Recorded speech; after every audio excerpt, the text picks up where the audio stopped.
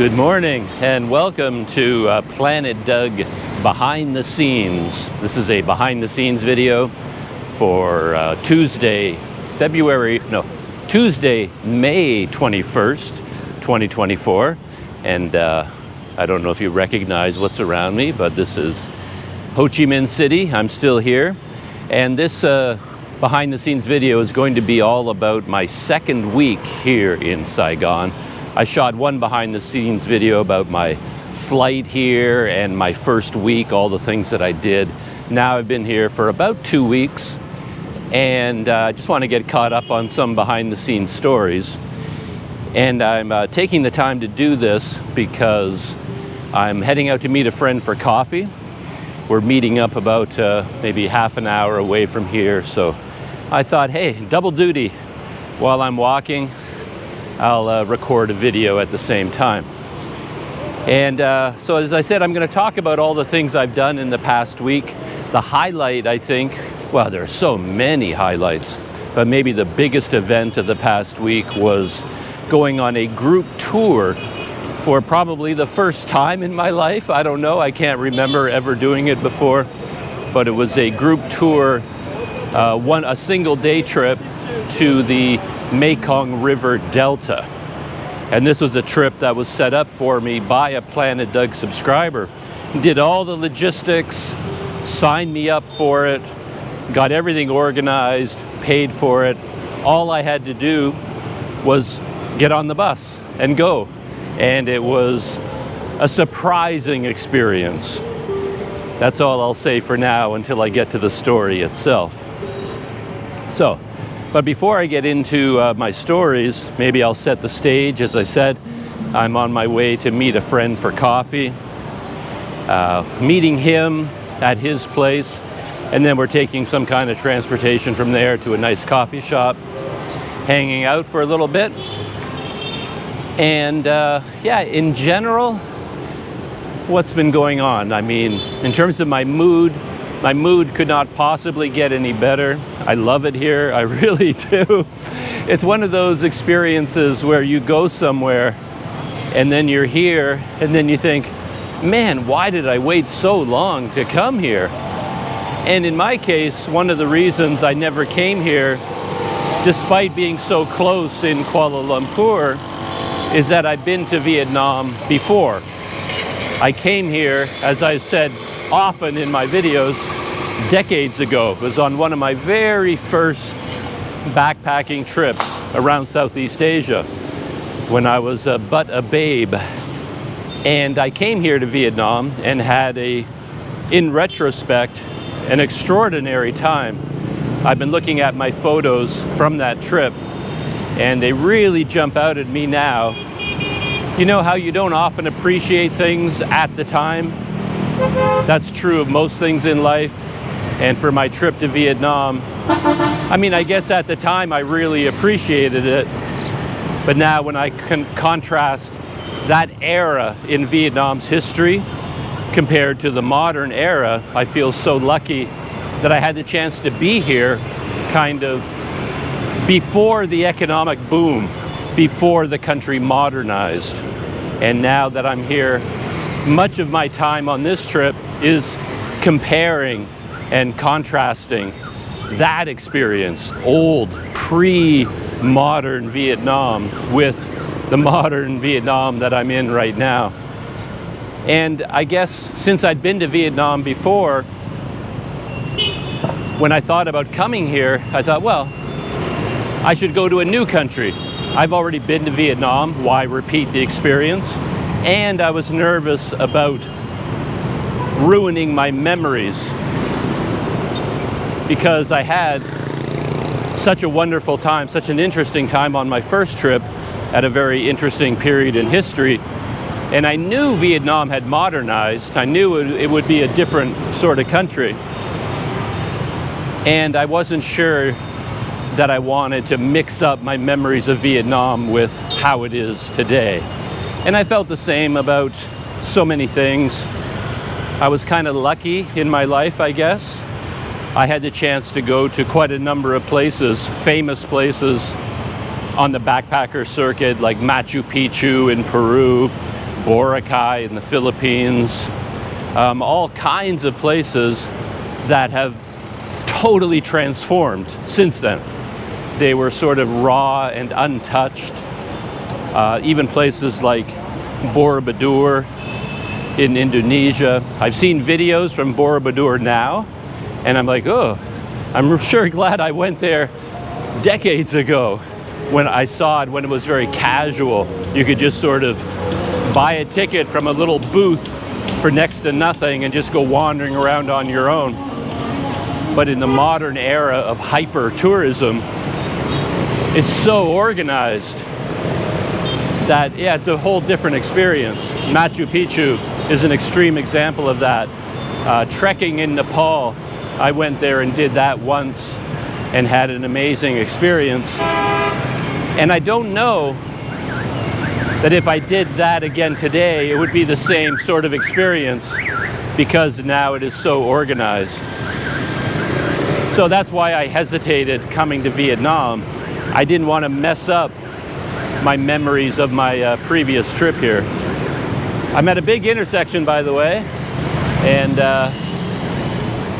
got a green walking man, but I just have to wait for a little traffic to get around the corner. There's my green walking man, as I talk about all the time. I'm so impressed with actually how easy it is. Oh, there's a really nice Starbucks right there. So there it is. There's modern Vietnam. And there would have been no Starbucks there on my first visit. And there were I don't think there were any traffic lights either, or walking signals like this. I've made it across the roundabout, or around the roundabout, and I think I'm heading in the right direction for where I need to go. And so I was just saying that I resisted coming here for that reason, but this is a very roundabout story to get back to my main point. My main point is, now that I'm here, having such an amazing time, I keep thinking, why in the world did I not come here sooner? So, yeah. Sure, it is a different Vietnam, much more modern.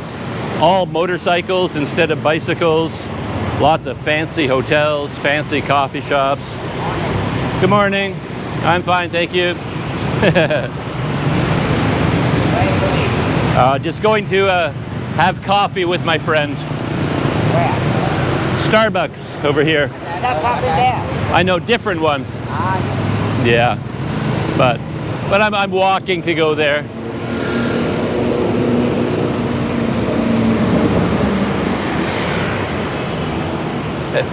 It's always very interesting. These men, of course, they want to give you a ride there, like a grab ride or something like that. But they always open the conversation as a friend. Oh, where are you from? Where are you going? And once they get all that biographical data, then it's, hey, I'll drive you there. And why not? But I do like to walk, and I'm enjoying myself recording a little video here. Though I'm not getting very far into my story. I keep getting sidetracked. But anyway, that is my overall mood. Very happy to be here. Feeling very energetic. Yeah, I don't think I'd noticed these guys until now. Another transportation company called B. But I don't know them. BE. I know Gojek. And I know Grab, of course.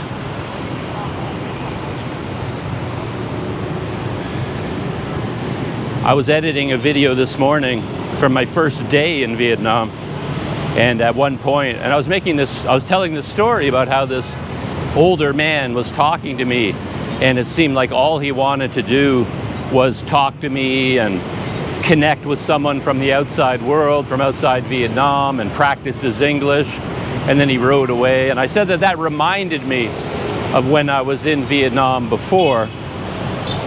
But while I was editing the video, I noticed that as he rode away, he had a B jacket on. So at that time, I said that he was just a friendly man who just wanted to chat. but he was also, I guess, talking to me, leading the way to offer me a ride for payment, of course. So I'm right beside a big park on my right, if I remember where I am, and I'm gonna duck inside the park, get a little bit of a quietude.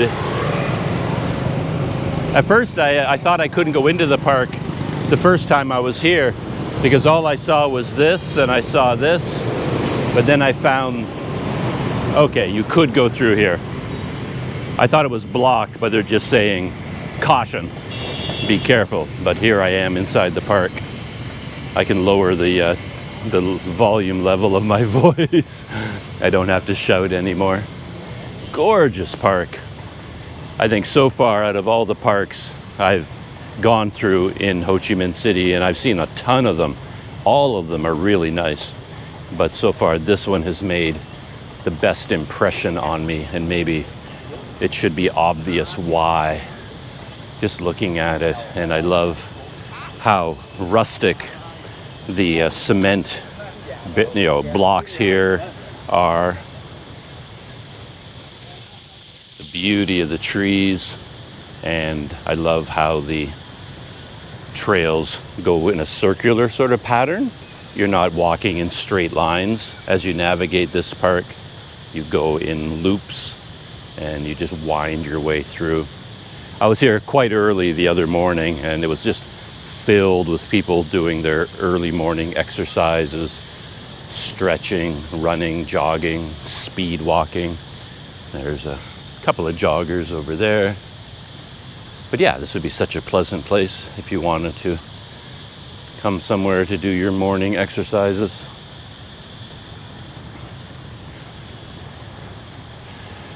So I'm just meandering through the park to come out the other side.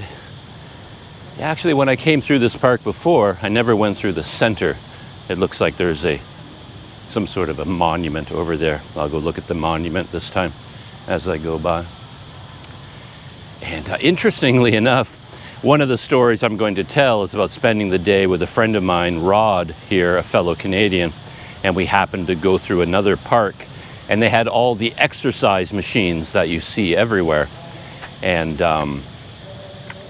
when I was in this park, I was sort of joking around because I see people doing a lot of arm waving. And I was joking that when you retire in Asia, it's like a law that once you retire, you have to go to a park and you got to wave your arms around a lot. Like, arm waving is very, very important. And I just thought of that because this man ahead of me was busy waving his arms in all kinds of directions. Now he's more stretching than waving, but kind of a related activity. But anyway, I guess I was poo-pooing the idea of these early morning exercises and these weird machines that people get on, thinking that perhaps they're not very effective as exercises. They look kind of lame. But when I was in the park with Rod the other day, just for fun, and because I was with someone else, it was so easy to do, I just handed him the camera and he filmed me while I tried out a few of the machines. And the very first one I tried out, man, oh man, it was a workout. Talk about thigh burn. Like, it was hard. And then as I went from machine to machine to machine, I started to have a newfound respect for the people that use these machines for early morning workouts. There's actually one of the things I'm talking about, like right over here. You can probably just make it out. Like that man in the white singlet, and he's using, I think, yeah, he's using one of the machines I tried out. And that's no joke. You, if you do a circuit, do 30 minutes, quick 5-minute session on each one of those machines, man, oh man, you are working up a sweat and your muscles will be burning by the end of it. It's, yeah, they're very useful. So I have a newfound respect.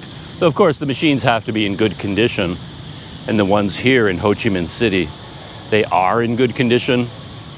I've seen them in other parks throughout Thailand, for example, and most of them were somewhat abandoned and rusty. Nobody ever used them. But these ones appear to be used consistently, and they also seem to be well maintained. So yeah, I have a newfound respect for these exercise machines. They are no joke if you really go through all of them. And yeah.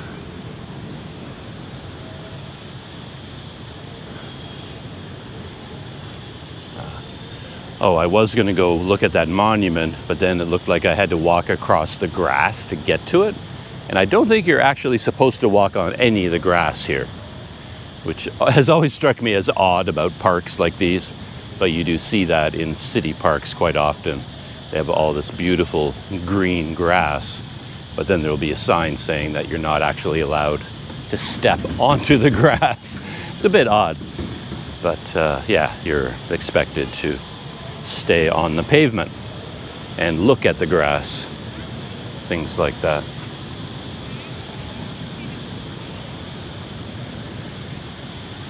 Beautiful park, right? I mean, come on, that is so nice.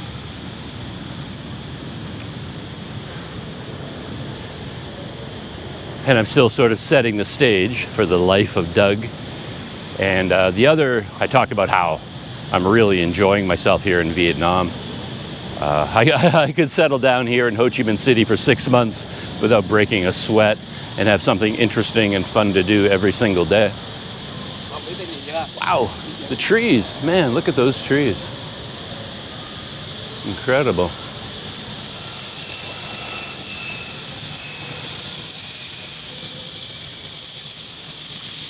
And you have to admire the people from these countries, and thinking of the senior citizens, retired people, they are so active and engaged. They have so many things to do. And in my experience, you don't generally see that in North America. Like this woman there has some sort of a meditative martial arts style stretching routine going on with those rings. And that, of course, is very common in Chinese cultures in particular. You see stuff like that in all parks in Asia. Particularly the Chinese community will engage in those sorts of activities and exercises. But yeah, you're just not going to see that amongst us pasty white dudes in Canada when we retire. We're not waking up early in the morning and doing Tai Chi in the park, things like that. You do see it in Canada too, but of course they will be Chinese heritage people or people from all the countries of Asia. We of European descent, we tend to head straight for the coffee shop, sit around and drink coffee rather than doing Tai Chi in the park. Anyway, the next thing I was going to say is that other than just enjoying myself immensely, I have been editing video, and that's a big part of my life here, of course, as a YouTuber. And I continue to struggle with that. I was just online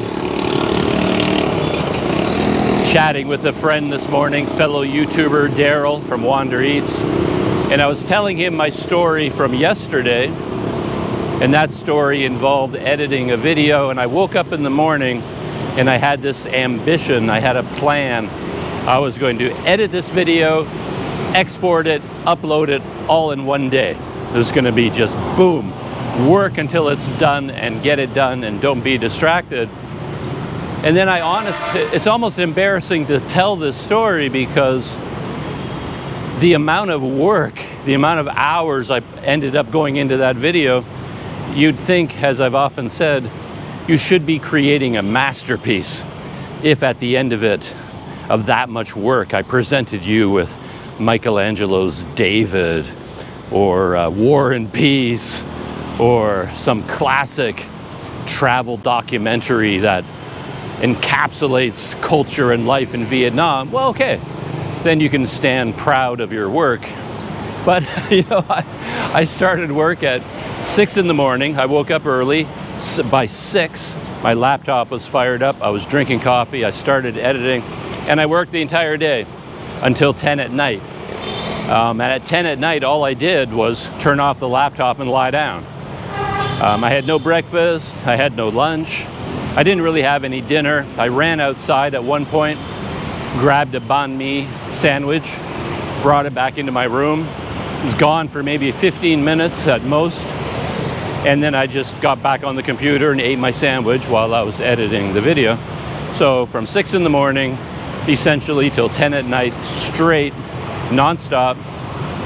And I got nowhere near finishing that video. I was still working on it this morning when I woke up, and I'll probably have to take the rest of today after my morning coffee to finish it, export it, maybe upload it. So that's a bit of a struggle. And in a way, I guess it speaks to my personality as well, because since I've been here in Vietnam, I've done something almost every day. So I've done an activity and shot a video every day. So essentially, it's one video per day.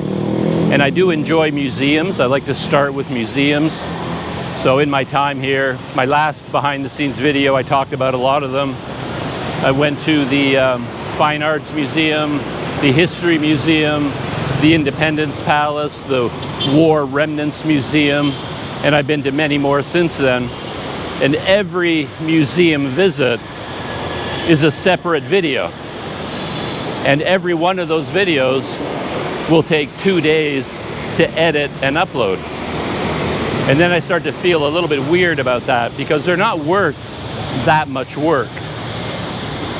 A sensible person would visit all of these museums and then make one video about the museums of Saigon.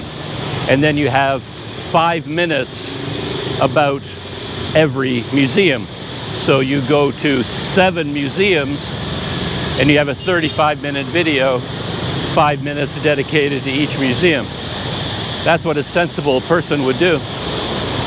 But my brain doesn't think that way, because for me, the video is not really about the museum. It's about my experience as me going to the museum. Sort of a fish out of water tale, dumb Canadian in Ho Chi Minh City. He wakes up in his hotel room and then he goes to a museum, tours it, and comes back. So for me, it's more about the story of the whole day rather than a tourist attraction, if that makes any sense. It's more like a journal of my day, behind the scenes in a way. So that's what I enjoy shooting. I enjoy telling those stories.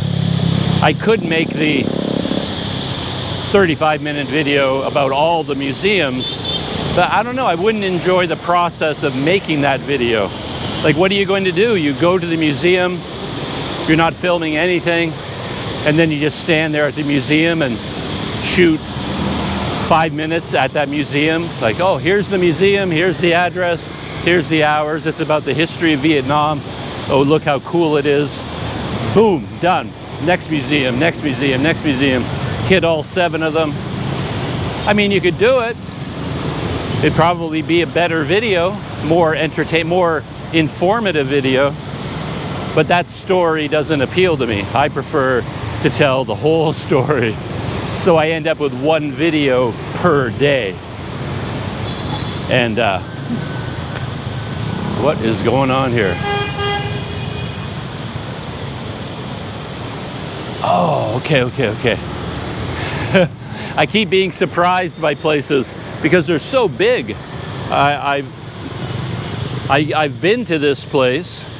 Let me look it up on Google Maps just to make sure I've got my facts straight, so I can figure out where I am.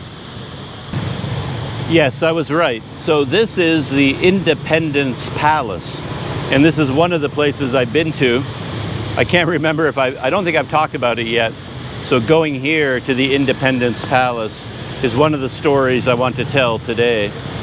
But I went in from the front. from the other side. But it's such a huge place, you can walk all the way around it, and now I'm looking at it from the back. So I didn't recognize it at first. It was like, hey, what is this place? And then I remembered, oh yeah, I've already been here. So my video going to this place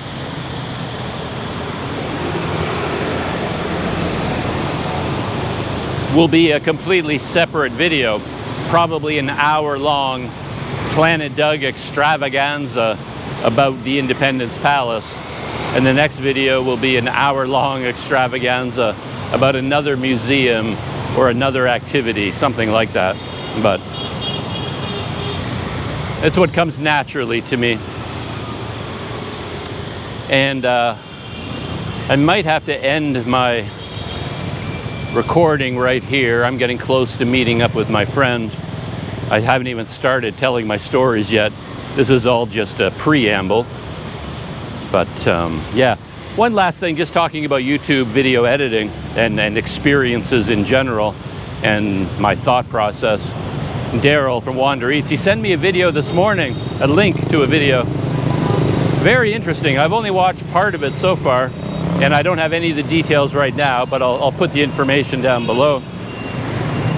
And this video does everything that I said you should do, and which I generally don't do. So for example, it's very cinematic, very highly edited and polished, very professional, and it's about 10 snacks in Saigon, each snack under $1. So the video has a theme. It's about 10 different snacks, each of which you can buy for $1. And then I don't know how long it took him to do this, but this guy, he lives here. I think Daryl told me that he's actually a chef, a professional cook, a chef here in Vietnam. He speaks Vietnamese, at least partially, enough to interact with the food sellers anyway. And so over a period of time, he went to 10 different street side food stalls for a special snack of some kind. And then he made a video about each one, and then he edited the whole thing together so it would be 10 snacks, 10 visits to 10 different food stalls, but then he put it all together in a very slick, very polished, very entertaining video with really good camera work, a lot of B-roll, close-ups of the food preparation. He knows about all the ingredients, like really, really well done. And I was saying to Daryl that, well, okay, great video. It's obviously going to be very popular, really professional work. I couldn't even dream of making a video that well done. I don't know how he did it. But at the same time, I'm not that interested in that video. I'd be more interested in the whole story of him going to every food stall. I wanted to see him interacting with the food seller, setting up the camera, getting the shots. I want to see him back in his hotel or his apartment talking about where he's going to go, and then going there, finding the place. And of course, if it's a Planet Doug experience, I would go to one of these places, all set up, I'm all excited about it. I'd get there and there'd be nobody there. The day I went would be the day they're closed. Or I go back the next day and it's gonna be super crowded and there's no way I can get a snack. There's too long a wait period. Or it's gonna be pouring rain. Or it's so hot while you're there, the sweat is just pouring down your face and you're trying to enjoy the food, but you can't because of the noise and the rain and the mosquito. I mean, that's what really happens in real life. But in one of these polished videos, you don't see any of that. All you see is the amazing food and the wonderful, friendly people and the incredible exotic environment. Only the good stuff, none of the tales of misadventure that generally make up my life. And I'm sure he also had all kinds of misadventure.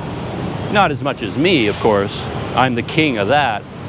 But I'm sure he had some. And I would very much like to see the 5-hour behind-the-scenes version of that video rather than the 15-minute, highly polished, professional end product. I'm more interested in how the product was made, I guess. Anyway, I got to shut down now and have coffee with this friend of mine, babble at him for a little while, and then I'll come back and tell the rest of my stories. Hopefully faster, more succinct. A quick behind-the-scenes note in this behind-the-scenes video about something else. Yeah, I've arrived at where I'm meeting up with my friend, and then from here we're going somewhere else. I think he's arranged some sort of transportation. But where we're meeting is in front of a Jollibee. And I thought that was kind of interesting, just because Jollibee, of course, is from the Philippines. And I remember Jollibee being a big part of my life sometimes in the Philippines, not because of the food, but because they were open really early in the morning, and I'd wake up really early, and it was the one place where I could go to get a cup of coffee, sit down at a table, and write in my journal, things like that. So I spent some time in Jollibee in the Philippines, but I guess they're spreading around the world. Hello. Yes. And just another quick behind-the-scenes note. For the first time, I'm in one of these. It's like a VIN. It's owned by the VIN Group, Yes.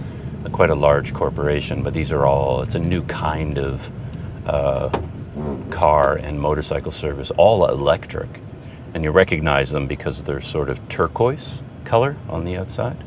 But here I am inside one for the first time. Very cool. But it's a little bit confusing with the name, because I think of it as like a VIN taxi, but the name of the app Zan. is Zan. Yes. Z. I don't know what it means, but ZANHSM is the name of the app. I was talking about it in another video, but here we are inside a Zan. Very cool. I'm just checking in this behind-the-scenes video interlude, because the way things have turned out, I'm having lunch at quite an interesting place, an unexpected place.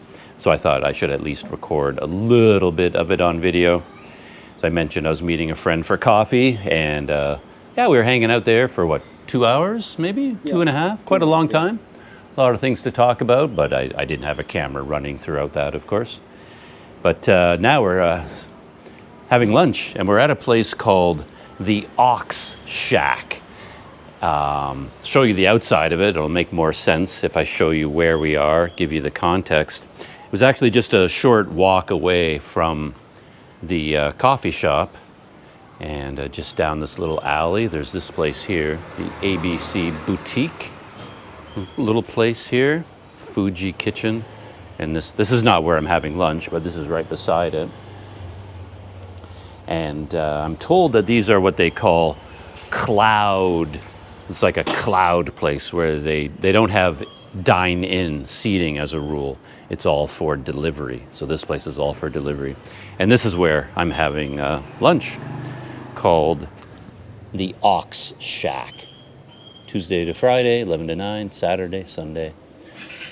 Sunday and Monday closed. But in terms of the address, to be honest, I have no idea where we are. But here's the entrance into it. And menu right here on the wall. So what I'm having is a classic burger, Coke, and fries combination. And they have this cutie pie. We've been getting to know each other, getting quite friendly. How are you? Nice girl, aren't you? Cute little dog.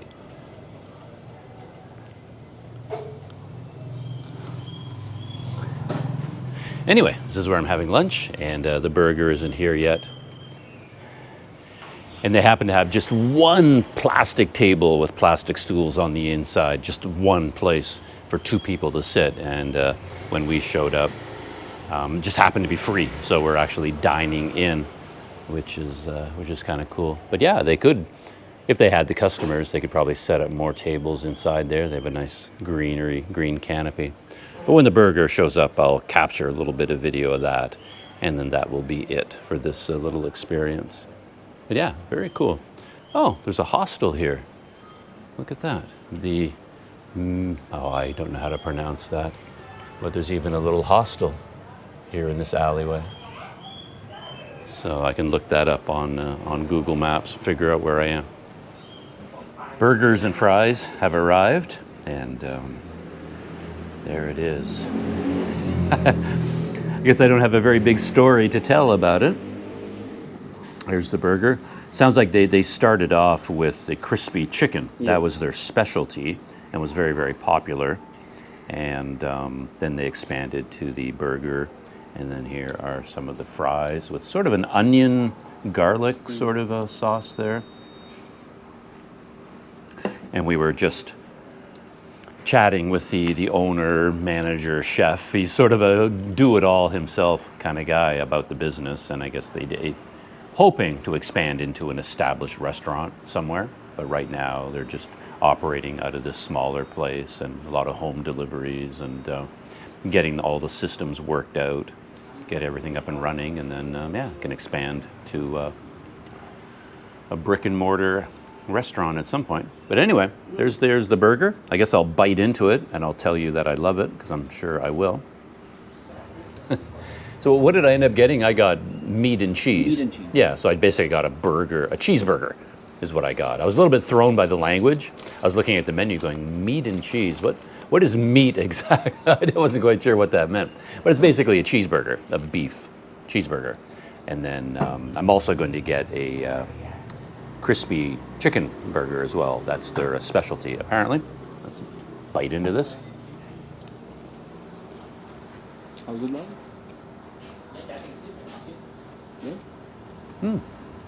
It's fine. I mean, I'm never one to, like, it'd be very rare for me to rave about something I bite into. Mm-hmm.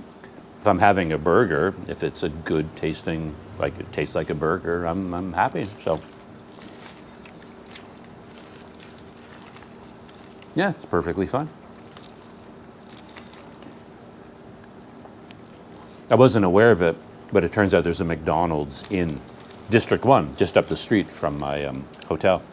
And I was thinking I should pop in there at least once, just to get the local Vietnamese experience of a McDonald's hamburger, see what that's like. But for now, we are at the Ox Shack Burger, and yeah, that's what it looks like. So lunch is done. We're just on our way out, and as you can see, the Grab drivers are here thick and fast, picking up burgers to deliver. And a pro tip, if anyone ever in your lifetime happens to come here, the go-to order is that one, the crispy chicken burger. Turns out that that's their specialty. The restaurant was founded on how popular their crispy chicken burger was, and they recently added the basic cheeseburger, and they haven't quite got this dialed in the way they so I had both. I had the meat and cheeseburger. I had this one, which was like an ordinary burger, I would say. Nothing bad about it, nothing amazing, but the crispy chicken burger was really good. Thick, juicy portion of chicken, really nice flavor, everything. That was a wonderful burger. So that's your go-to meal if you come to the Ox Shack. Get their crispy chicken burger.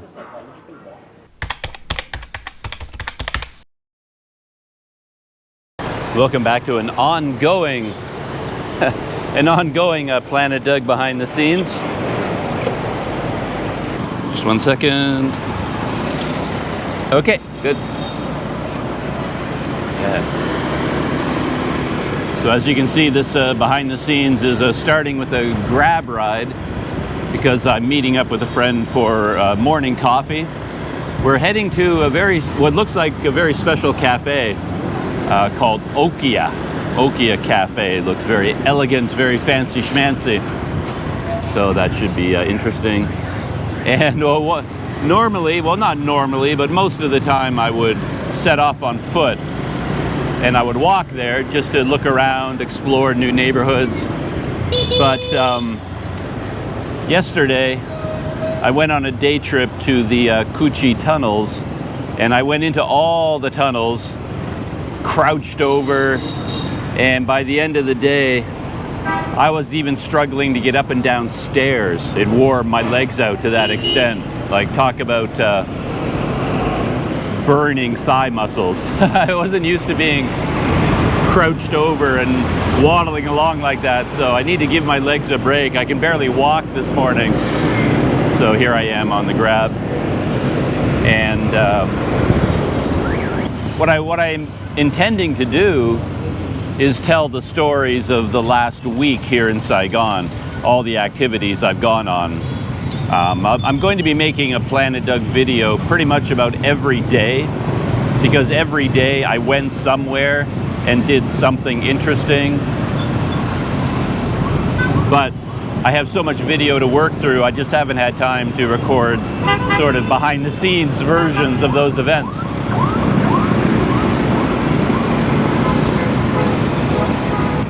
But I won't try to do that right now. I can't concentrate. I'm out here in the middle of traffic, and yeah, one thing I noticed is this really big Starbucks right there, very close to my hotel, but I haven't gone there yet. But yeah, here we are out in Ho Chi Minh City, the city that never fails to deliver exciting visuals and experiences.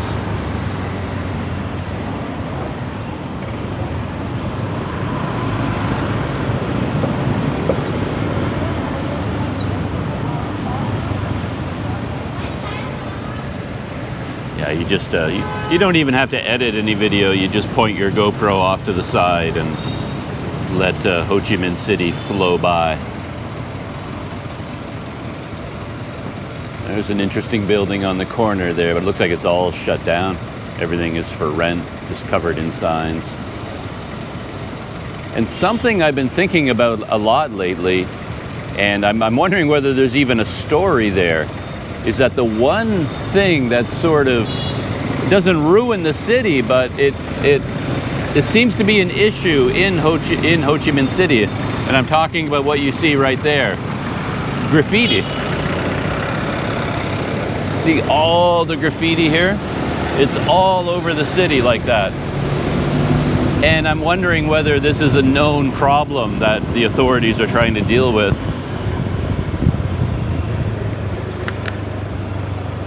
You probably don't have to wonder. I am very much not a fan of that kind of graffiti. It's just vandalism, defacing everything. I don't understand the people who do it. I never see anyone doing it. All these graffiti people must be out at 3 in the morning. But here, you know, it's on that electrical thing. Everywhere you go, buildings and objects are just covered in a lot more graffiti than I was expecting. I don't know why it surprises me. Oh, I don't think I've seen this park before. Luckily, those statues seem to be, thankfully, free of graffiti. Man, the parks of Ho Chi Minh City really just blow my mind. They're so nice, and there's so many of them. Whenever people talk about coming here as a visitor, tourist, backpacker, expat, whatever they are, they talk about a lot of things, but I don't think I've heard people talk about the greenery of Ho Chi Minh City, how beautiful it is. When people talk about Ho Chi Minh City, they're always talking about how busy and bustling and commercial, and like right there, all that graffiti, that whole wall is covered in it. Just ugly over there. It's everywhere you look. Once you start noticing it, the whole city is covered with it. It's a real shame. But when people talk about Hanoi, then they talk about parks and greenery and old world charm, but they don't really mention it when it comes to Ho Chi Minh City. But I see a lot of that here. More graffiti. All of these electrical boxes are always covered in graffiti. Here we're in a pretty nice part of the city, so maybe it'll drop off a little bit. Yeah, this is the Independence Palace over here. It's one of the places I visited that I don't even remember if I've talked about it in a behind the scenes video yet or not. I don't think so. Yeah, I'm very glad I'm taking a grab. There's no way. Well, I could do it, but I figure I might as well give my legs a break.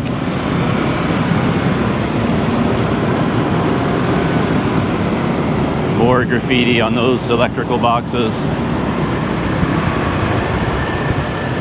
Over there, that whole wall covered in graffiti. Anyway, I'll stop pointing it out. But it's just something that I've noticed a lot, and I've been talking about it with a friend of mine here.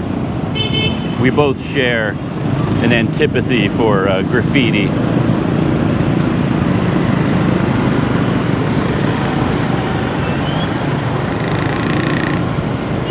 at that building.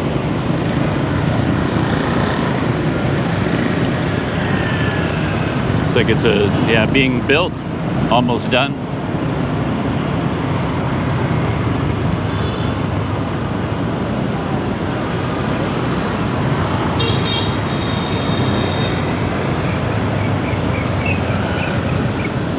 Of course, I haven't been looking at Google Maps. I have no idea where we're... Oh, here we are. This is Turtle Lake right up here. I was here not that long ago. There are no turtles in Turtle Lake that I could find. And one of the coffee shops I want to visit today, maybe, it's a chain. I didn't realize it's a chain. But there's one right over here called Okkio Cafe. Where is it? It's in this building here, somewhere in the background, in the back. You got to go down an alley to get there. But a friend of mine took me there, and he ordered their specialty, which is a kind of a coconut coffee, like a coconut smoothie coffee. And of course, I ordered something totally inappropriate. I was so jealous of his coconut smoothie, so I want to go to one of these Okkio cafes myself, a different one, and get a coconut smoothie.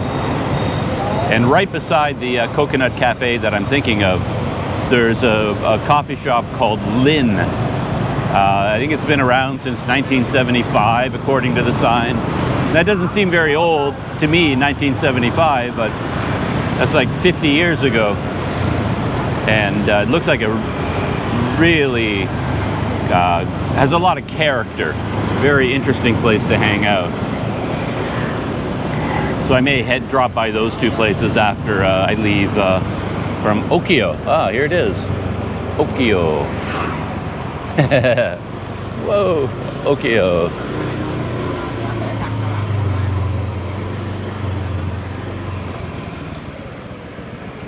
Thank you.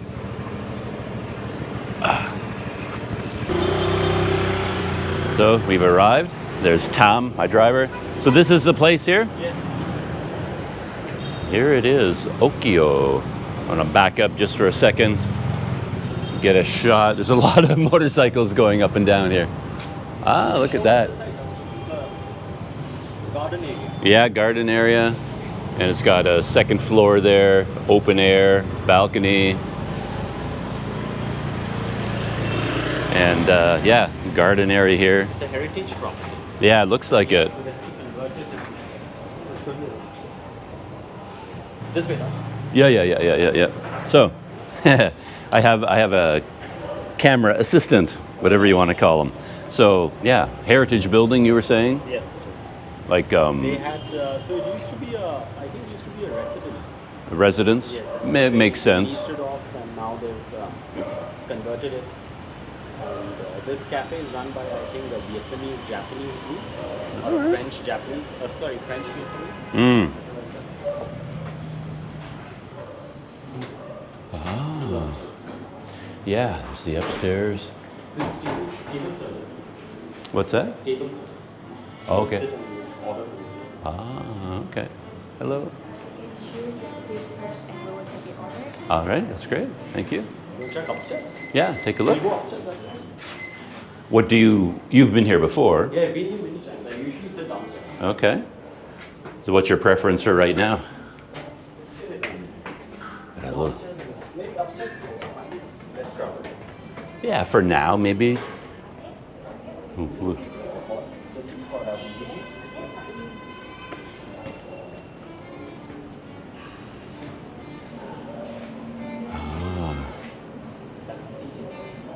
Upstairs, it's, as you can tell, it's more crowded. Yeah, working environment. Yeah, but downstairs the chairs are very. You notice the chairs are quite high, right? Oh yeah, it should They're be okay. small. You want to try it Yeah, downstairs? let's try it downstairs and There's a garden, I think. in the garden area. Yeah. So that building belongs to the Fat Dad Group. It's a real estate company that's close to bankruptcy. I see.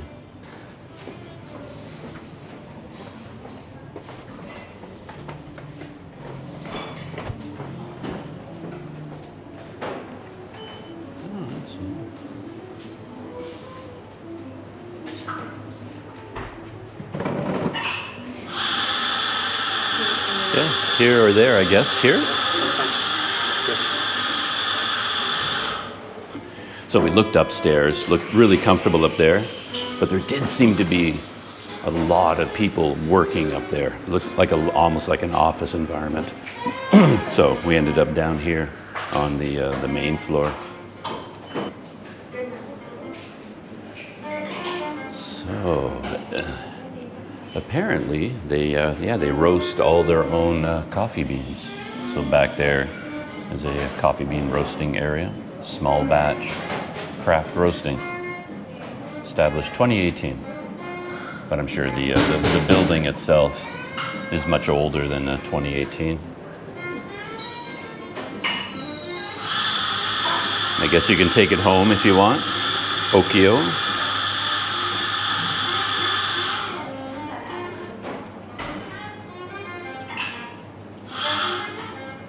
So the expert advised since I love lattes, I'm doing kind of a latte comparison. He says they make a very good latte here. So I'm getting a hot latte and a cinnamon roll has been ordered. And quick look at their menu, I suppose, since we're here.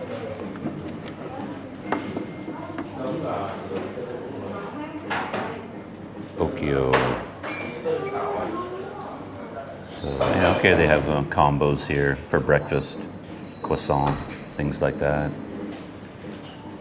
145,000 for a latte and a croissant scramble kind of thing. Tiramisu. So they have a baking studio, chocolate chunk, Rocky Road, and then of course all of their.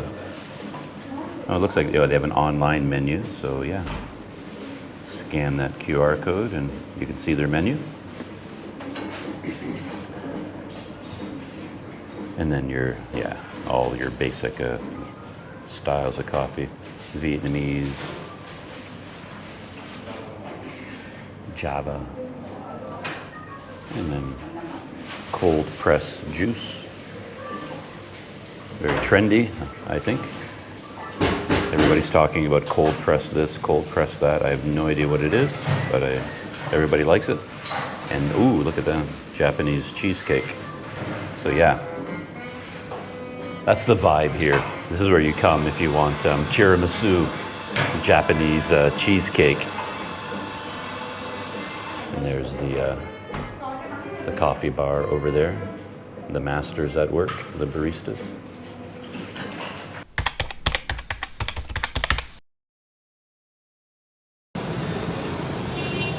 Oh, good morning. Welcome back to Planet Doug Behind the Scenes. And it's now several days later since that last installment. It's actually Tuesday, May 28th, I believe.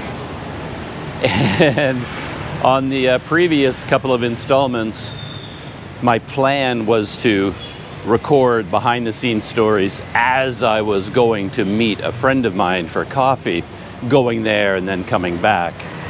However, I started the behind the scenes video kind of setting the stage, talking about what was going on at the time and some thoughts and showing things around me. But by the time the day ended, I never actually got around to telling any of the stories I set out to tell. And that was partially because when I met up with my friend, we just ended up talking for so long, enjoying a cup of coffee, then enjoying lunch, then checking a place out here or there, and we would spend a good chunk of the day together, and then I would never get back to recording the video again. But I kept all of that in the video, traveling to meet with him, walking there, taking a grab motorcycle, things like that. It's all sort of behind the scenes, I suppose. But I'm making one more attempt. So what's going on right now, I'll get that out of the way, is that in 2 days, on Thursday, I'm going down to the town of Can Tho in the Mekong River Delta. Heading down there for 10 days.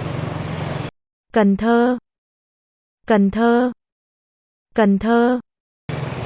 And I'm just going down on my own. And right now I'm just trying to figure out how to get there.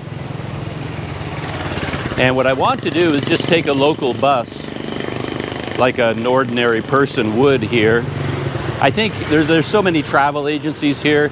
There's probably a dozen different ways that you could hop into a travel agent and get someone to book a bus for you. There'd be all kinds of sleeper buses and comfortable buses, whatnot. But I just want to go to a bus station. I'm sure they have bus stations here, right? So I did a little bit of Googling, and from what I can tell, if you're heading into the Mekong River Delta to Can Tho, you want to go to the Western bus station. And according to what I read, they have buses there that leave every 15 minutes or every 30 minutes heading to Can Tho. And me, being me, I can't help it, I'm going to do some reconnaissance. So what I'm doing right now, I'm not leaving till Thursday, but I'm going to get on a bus here, a city bus, and go to the bus station, the Western bus station, and do some investigation in person. I want to see this bus station. I want to figure out how to get there, how far away it is, how long it takes. And then when I get there, what kind of buses exist? What are my options? How much does it cost? Maybe even buy a ticket in advance while I'm there. So that's what I'm doing right now. It's about an hour away, so it's a little bit of a journey just to get to the bus station. It's going to be like an hour there, 30, 40 minutes there, investigating, and an hour coming back. So once again, I thought, well, let's do double duty and let's try to record some behind the scenes stories on the journey. So here I am. I'm at a bus stop. I've never used this bus stop before. I've left from that one over there a few times, and now I'm heading in the other direction from where I normally go. So there's another bus stop right here. I love these bus stops. There's so much information here. Like up here, you've got the digital map telling you about all the different buses that stop here. And my bus is this one, 139. That's the one I want to take. And then you've got some information about buses in general. I don't know what any of that is here as well, some bus information. But then they have a map of the city showing where all the buses go. And then a list of all the buses that come and go from here. And then they even break it down by line with all of the stops. So mine is, as I said, 139, orange apparently. So I'm here, and I guess the orange, but I got a bus coming. Oh, that's 45, that's not mine. For all I know, I could take 45, but I have my heart set on 139. So yeah, here it is here, 139. It's one of the longer routes. Yeah. And this woman is getting on this bus as well.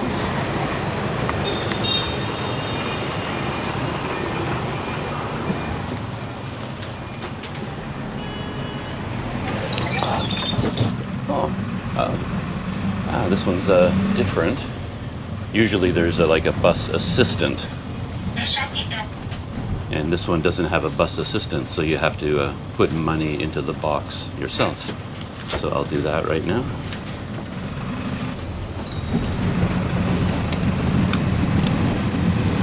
Yeah, no problem. As I said, all the other buses I've taken so far, they've always had a driver and an assistant, and then the assistant would take your money and give you these little tickets. But on this bus, there's only a driver today, or maybe it's always that way. Maybe the assistant took a day off, and you put the money into the slot, and the driver pushes the button, and yeah, a little receipt, a ticket pops up out of this machine. And I didn't know that was going on, and the driver had to point at it for me. But yeah, I've had such good experiences here on the buses, in the stores, the like sales, the customer service here is really next level. Everybody is so detail oriented and so helpful. I find it surprising. I haven't come across this level of attention to detail and professionalism, like really doing every aspect of their job as well as they can. It's really quite something. I keep talking about it because I am so surprised. I was not expecting this at all. But anyway, here's my ticket. And now I just settle in and monitor our progress. All right, finally time for some storytelling. I am still on the bus, obviously. I'm just going to tell some stories as I ride along on the bus. Could take up to an hour. As you can see, there's a lot of traffic around me. We're at a busy intersection right now. And I have Google Maps fired up, of course, to track my progress.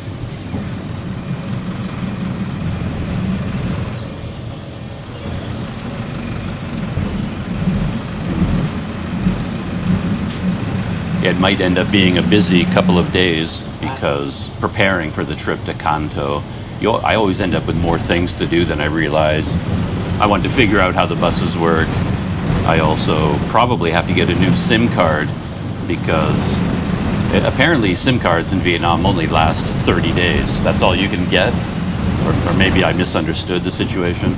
But anyway, the SIM card I have is only valid for 30 days, so it's going to expire while I'm down in Kanto. So I thought while I'm here in Saigon still, I'll get a second SIM card.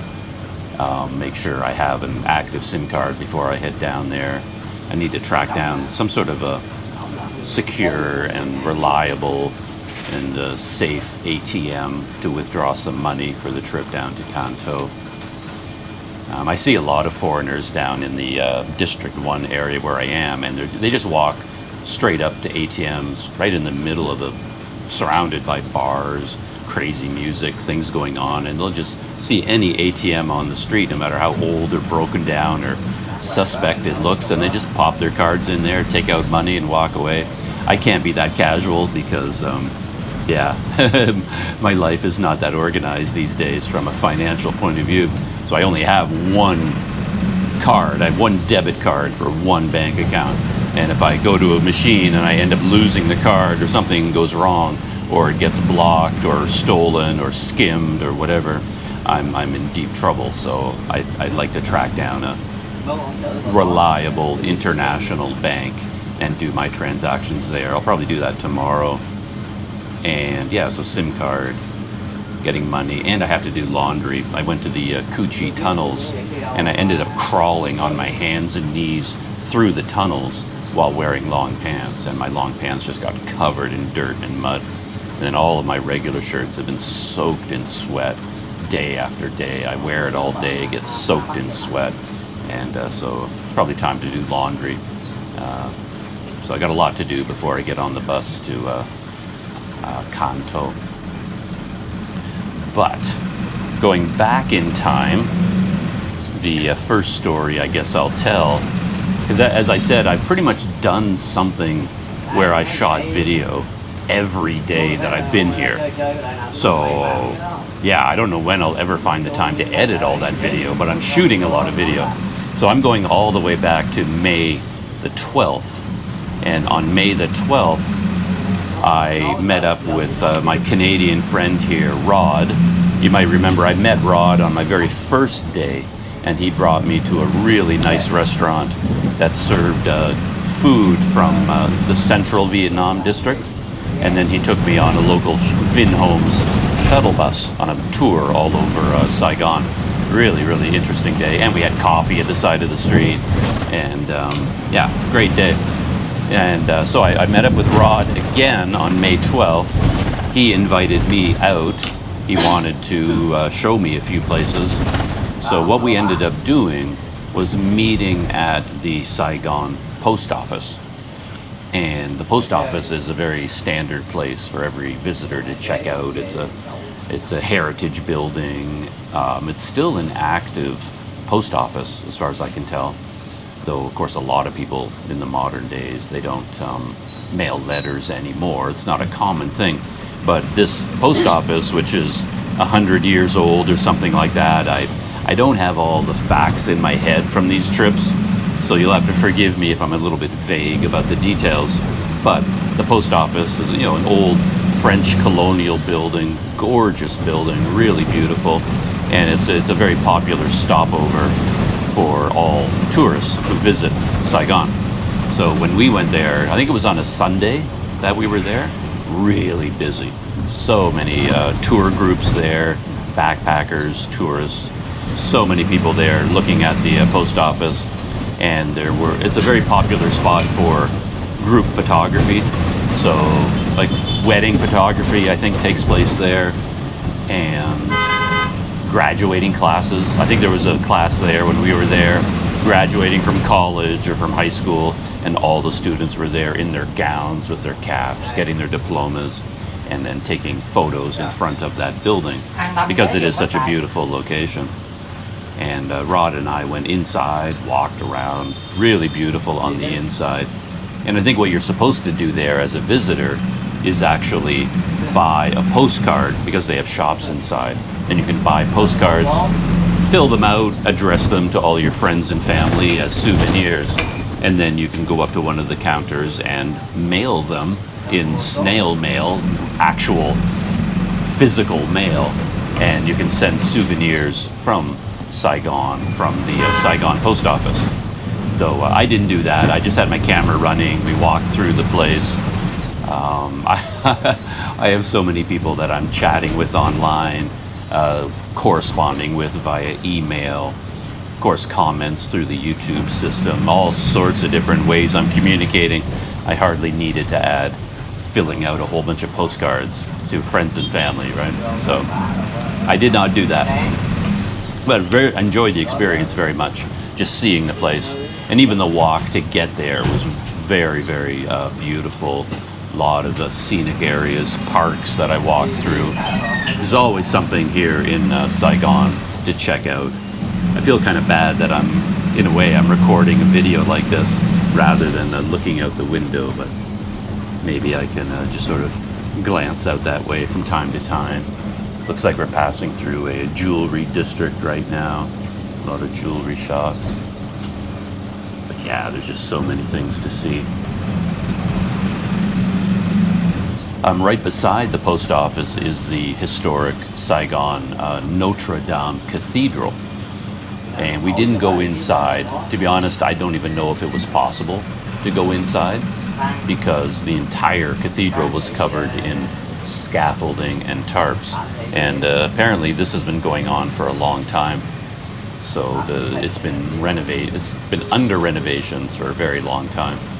And it's supposed to be a very beautiful building, but I only know that from the photographs I've seen because it was all covered up. You couldn't really see very much. But I got to see that, and right beside it was Book Street as well. And Book Street is another spot that's on the tourism trail.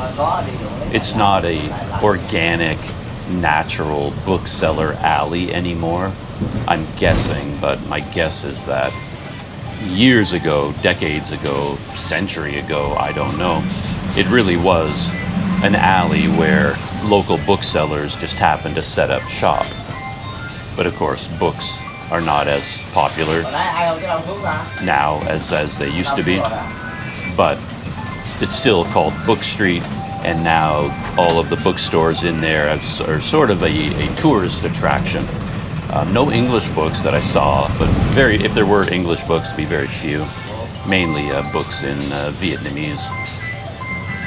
But yeah, very beautiful place, and if you wanted to hang out there and go into the bookstores, look around, they have little coffee shops there as well. So Rod and I walked through Book Street, and then we went for a stroll through what he told me and other people have told me was the very first major commercial shopping mall in Saigon, called the Diamond Plaza. So we went into Diamond Plaza, rode the escalators all the way to the top. They have a really nice outdoor park where I assume in the evening people sit out there and have cold drinks or hot drinks. You get a nice view. From up there you can see the Notre Dame Cathedral, places like that. We were there midday and the sun was just beating down, and the restaurants up there, the rooftop restaurants, weren't even open because nobody could really want to sit out there in that kind of heat. But we went out there, looked out at the view, took a bunch of photographs, checked out the very first church. Again, I don't really know what any of the buildings are that we're passing by, but there's looks like a historic building.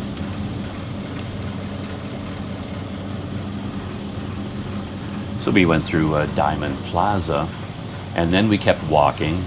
Rod and I, we just walked everywhere that day, and he took me to a place that he knew called Turtle Lake. It's a roundabout with a lake in the middle, which was supposed to, I guess, once upon a time had turtles in it.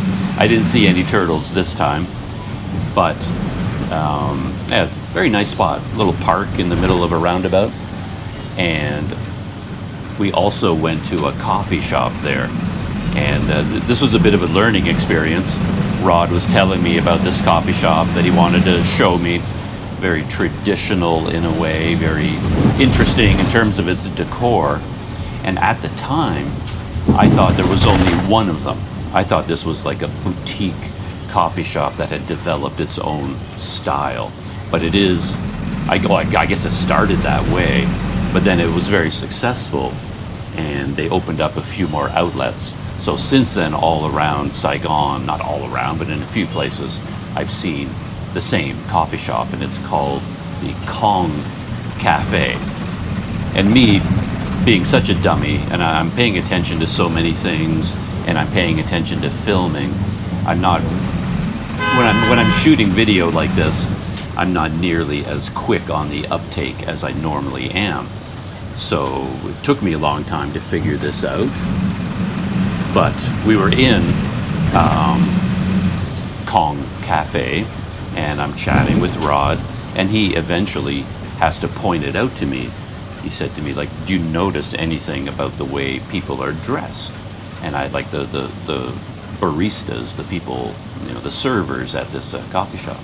So then I looked around and I was like, huh, yeah, they're all kind of dressed in military fatigues of some kind. They all look like they're in military uniforms.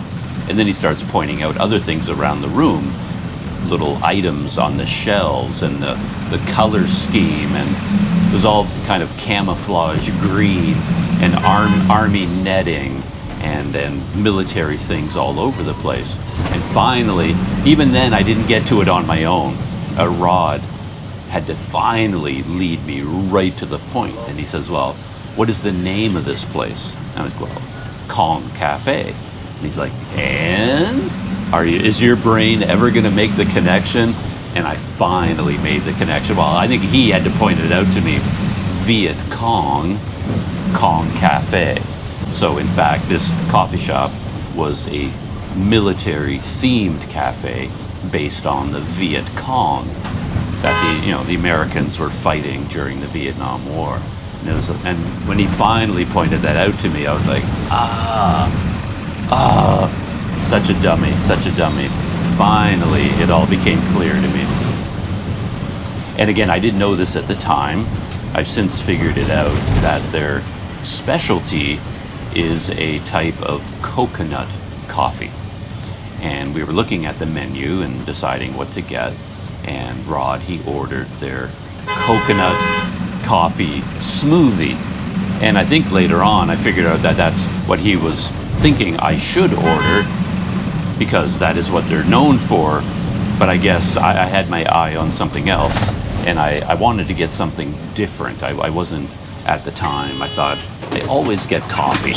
I always get coffee flavored drinks, latte, cappuccino. I thought, let's get away from the coffee. So I ordered some sort of a yogurt fruit concoction. And so that's what I ordered. Rod ordered the coconut coffee smoothie. And of course, when the drinks were at our table, his looked so much better than mine.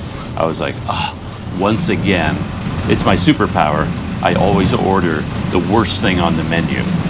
And here we had a clear example of the best thing you can order, the thing that it's most famous for, and somehow, instead of getting that, I ended up with this weird fruit yogurt thing. It was still good. I enjoyed it.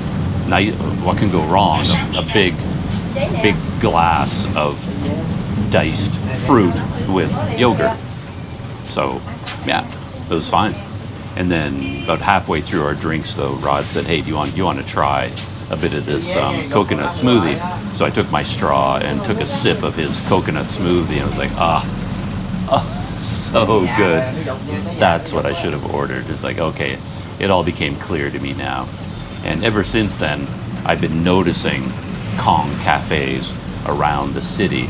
And every time I see one, I make a mental note of its location. I think, okay, I have to come back here to get a coconut coffee smoothie.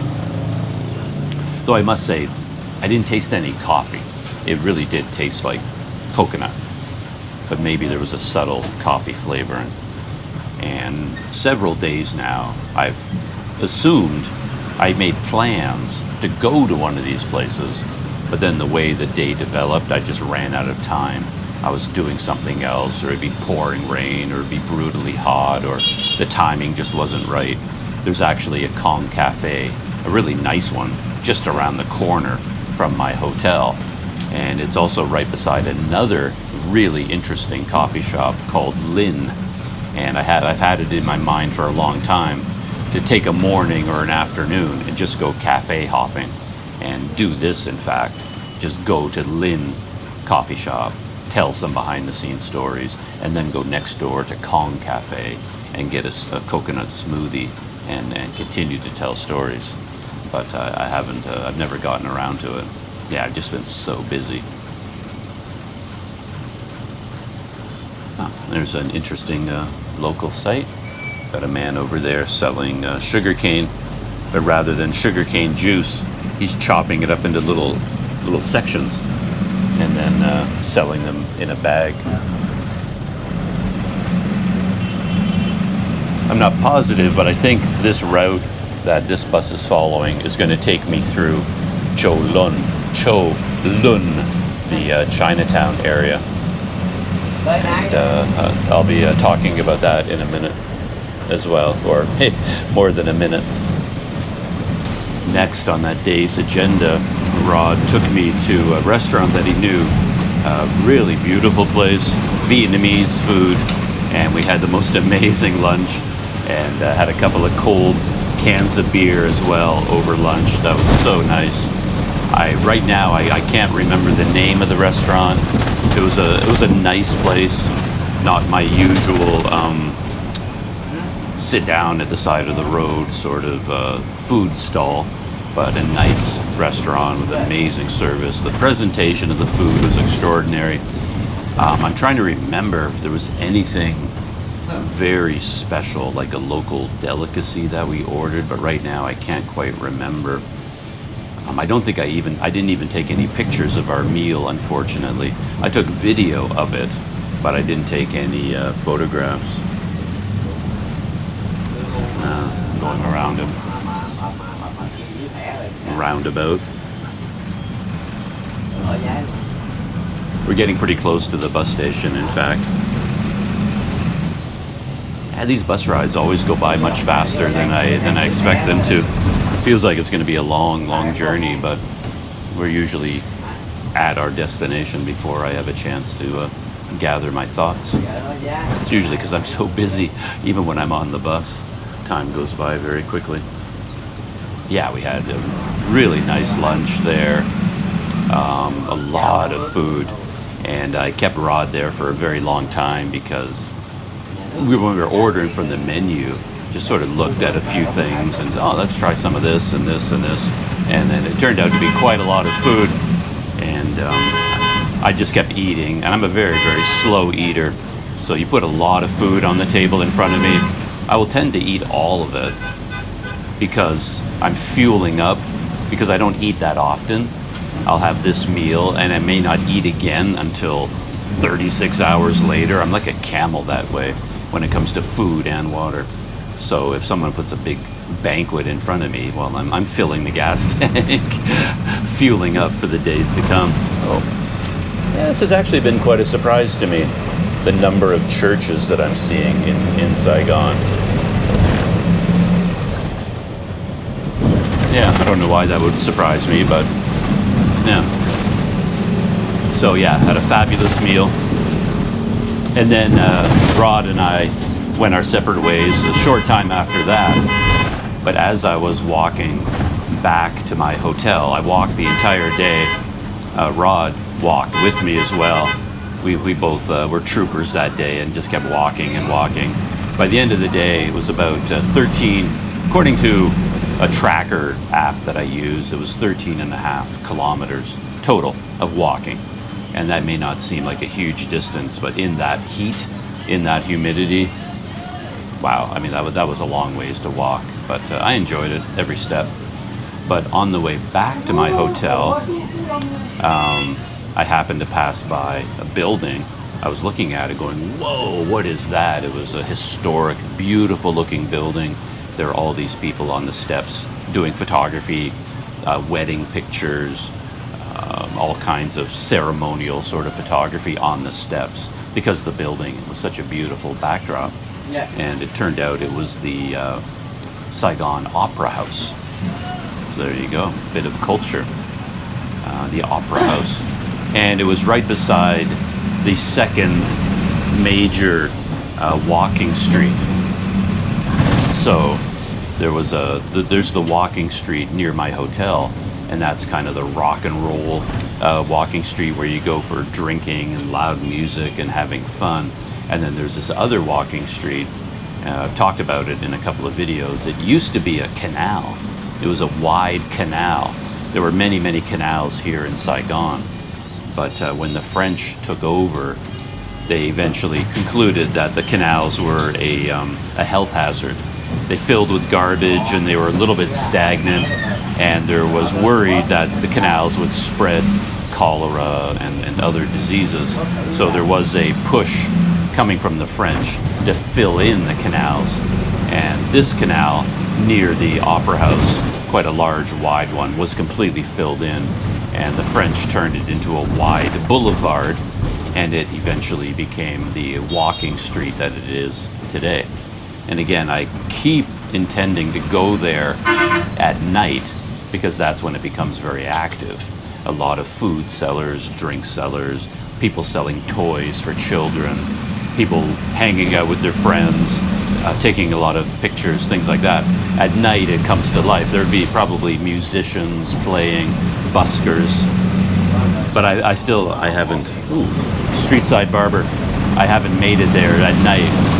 So when I was there during this day with Rod, it was during the daytime, and it was beautiful to walk. I walked the whole length of it from one end to the other, but it wasn't that busy, and it was quite hot.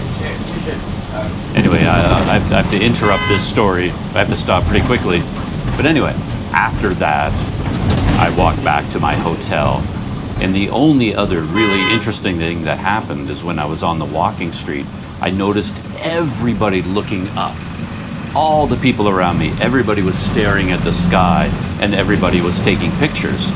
And it reminded me of all of the alien invasion movies. There's always that scene where the main character is totally oblivious, and suddenly our main character looks around and notices that everybody else, nobody is walking, nobody is moving, and they're all staring at the sky. And then our hero turns, looks at the sky, and it's a massive invading alien spacecraft. It was just like that. And when I finally turned around to see what everybody was looking at, it looked exactly like that, except it was a cloud, a big cloud with a rainbow edge all the way around it. It was like nothing I'd ever seen before. So I took a picture of that. It was quite something. It almost looked like there could be a spacecraft hiding behind that cloud. That's what it looked like. Anyway, I got to put my camera away because I think we're getting close to the bus station, and I don't want to miss my stop. So I'll show you what the bus station looks like. Ooh, so we're here. Oh, this is cool. There it is, bus 139, and it stops right here at the bus station. We actually pulled inside the pickup and drop-off point. There's bus 151. So when I go back, I can just come right out here and get on 139 again. And here it is, the Western bus station. Look at that. It says ticket office up there. So now things might get a little bit challenging. Oh no, right here, look, Kanto. So hello. So that answers one of my questions, that there are buses going to Kanto, right there. Looks like 165,000 dong. And then, look at that, the way they've done this. Very cool. They have the destinations written on the outside. So this is what the place looks like. All these ticket counters. At least they have the names of all the different destinations. And I guess each one is a different bus line, a different bus company. Of course, there's no schedules, though. It'd be nice to see a schedule so you can tell. Anyway, of course, my eye was instantly drawn to this first ticket window because it just says Kanto in huge letters. And I recognize that bus company, I think. I've seen it listed. I think this is the main one for going to Kanto. So I'm going to see if I can get any information. I wrote down a bunch of notes on a notepad, my name, the day I want to go, where I want to go. And I'm at the Kanto counter apparently, but she said, no, not here. She said I have to go to number 33, ticket window 33. So, yeah. I mean, I think if you come to a place like this and you're trying to buy a ticket and understand what's going on, you're asking for too much. You have to limit your expectations. And my hope is just to get a ticket. I mean, if I can get a ticket for a bus, then I'm happy, right? And I don't really need to understand how or why or how it all works out. Let's just try to get it done. Oh, I see. So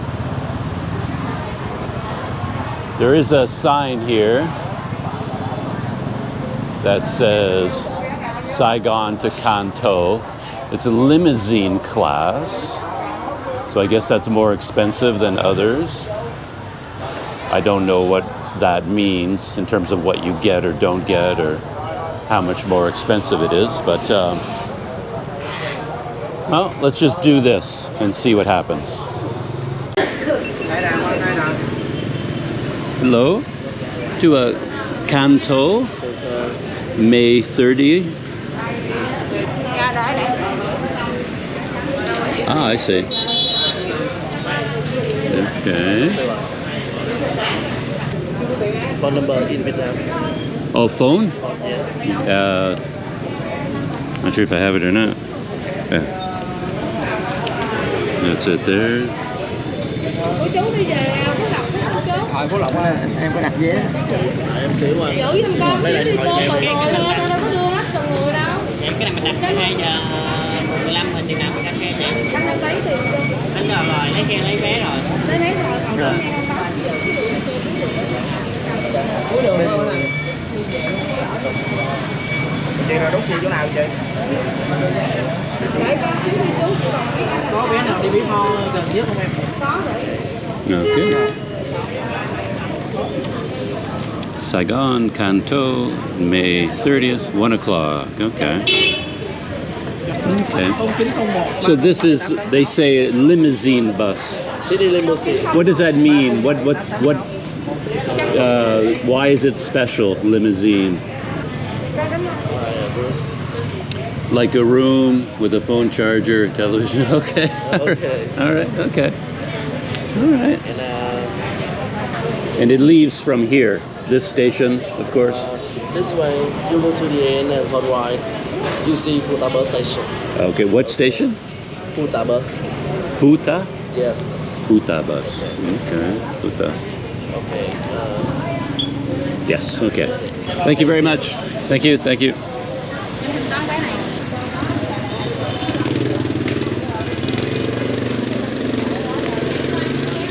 So there is my ticket. And yeah, it worked out very well. The only issue is that my transaction is so slow that when people came up behind me, they got a little bit impatient. So there was a bit of a lineup formed, and then people would just shove their hand into the window and try to get the guy's attention. And but yeah, it worked out very well. And I may have gotten a much fancier bus than I intended, because it does say limousine bus. And I asked him, okay, what does that mean? Why is this a limousine bus? And he wrote on his phone and showed it to me. It says private room with Wi-Fi and a television. And so I don't know what I booked. And like a regular, I came here intending to get on a regular bus, but following the path of least resistance, the people that I spoke with originally, they said I had to come here and go to window 33. So I didn't argue with them, I just came here. And then the only option here to go to Canto is the limousine bus. So that just seems to be the normal way. It does happen quite often in various countries that when you show up as a foreigner, they just assume you want the best bus there is or the highest class, whatever it is. So sometimes they push you in that direction when you don't want it and you're looking for the third class. You want to go cabin class in there with the cows and the chickens and the goats. But to be honest, I don't even know if that exists anymore in Vietnam. Everyone just seems to be traveling in great comfort these days. Limousine class almost seems like the normal class for everybody now. And I don't know how much cheaper a regular bus would be, whether the limousine bus is twice as expensive or 20% more. I don't know. But anyway, I have a ticket for this Thursday, 1 o'clock. I hemmed and hawed about the time to go.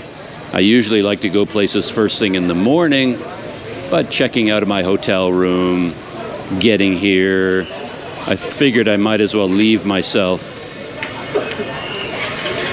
enough time to do it in a relaxed fashion.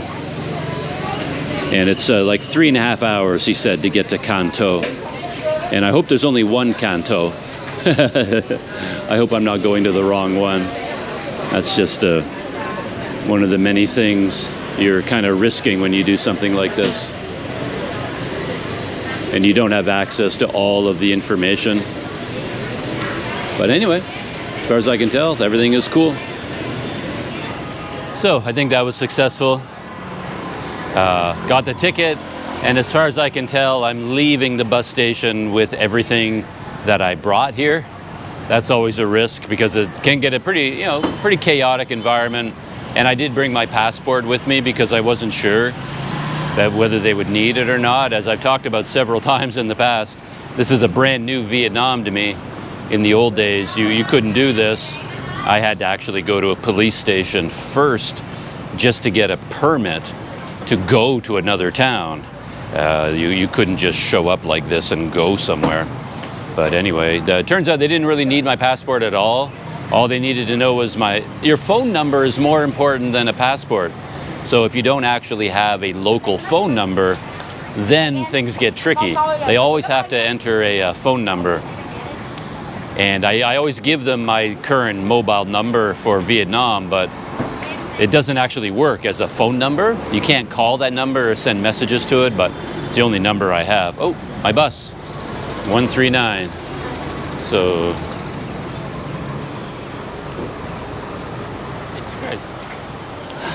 I don't know what happened. This has happened to me a couple of times. There goes my bus.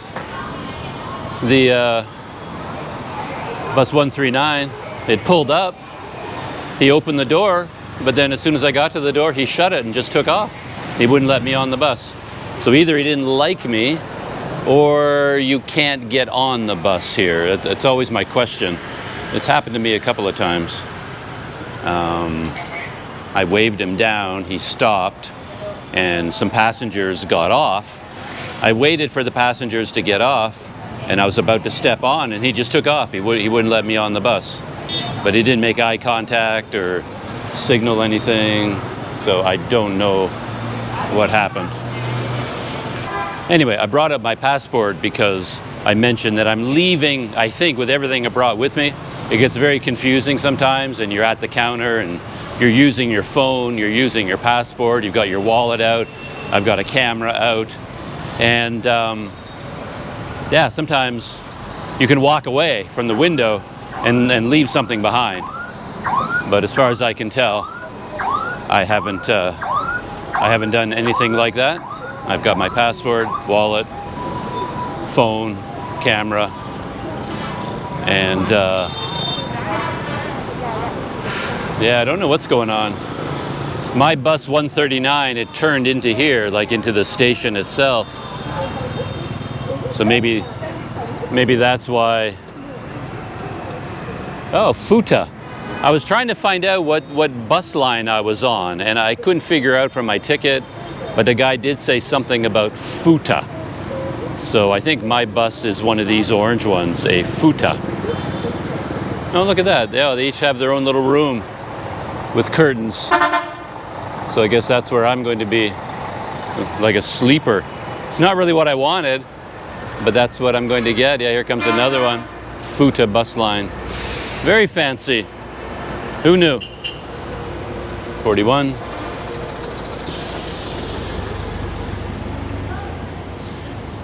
Anyway, I'm going to go on the assumption that that bus driver just didn't like me, and I'm going to wait for another 139, see if the second one will let me on. If not, it means this is not a pickup point.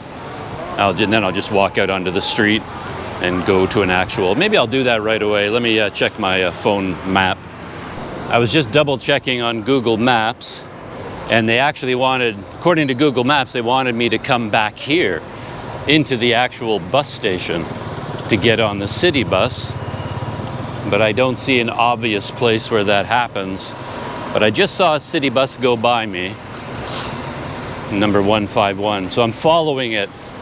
I'm just trying to figure out where it goes. But maybe my 139 went here as well.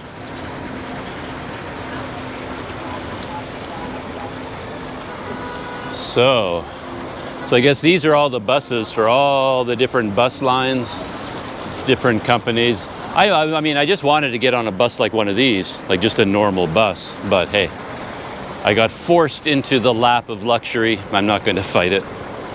Just enjoy it. New experience. And yeah, I guess a big modern bus like that will have lots of room for luggage. And so where did bus 151 go? Man, look at all the buses here. Yeah, we often forget just how big Vietnam is in terms of the population. So here comes 151 coming back. So I don't know where he picks up passengers from. Okay, he's full of passengers. So he picked them up back here. Maybe this is where I need to go. Maybe it will all become clear in a minute. Yeah, here's another one, bus 91. I don't see any passengers though.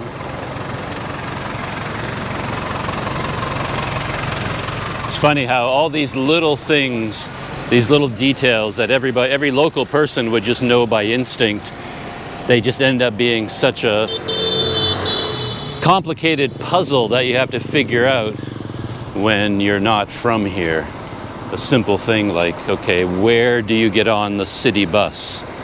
When the city bus drives right by you and won't pick you up, then where do you go? I think if I was here with someone from Vietnam, it would be like, oh, no, you just go here. This is where you get the bus. I'm like, well, you know that, but that's not something that I'm aware of. Oh, I think I see a city bus over here. Gotta admire bus drivers, though. The skill they need to pilot one of these beasts in tight spaces. Okay, so here's one, bus 41. Ah, 139. All right, here we go. Thank you.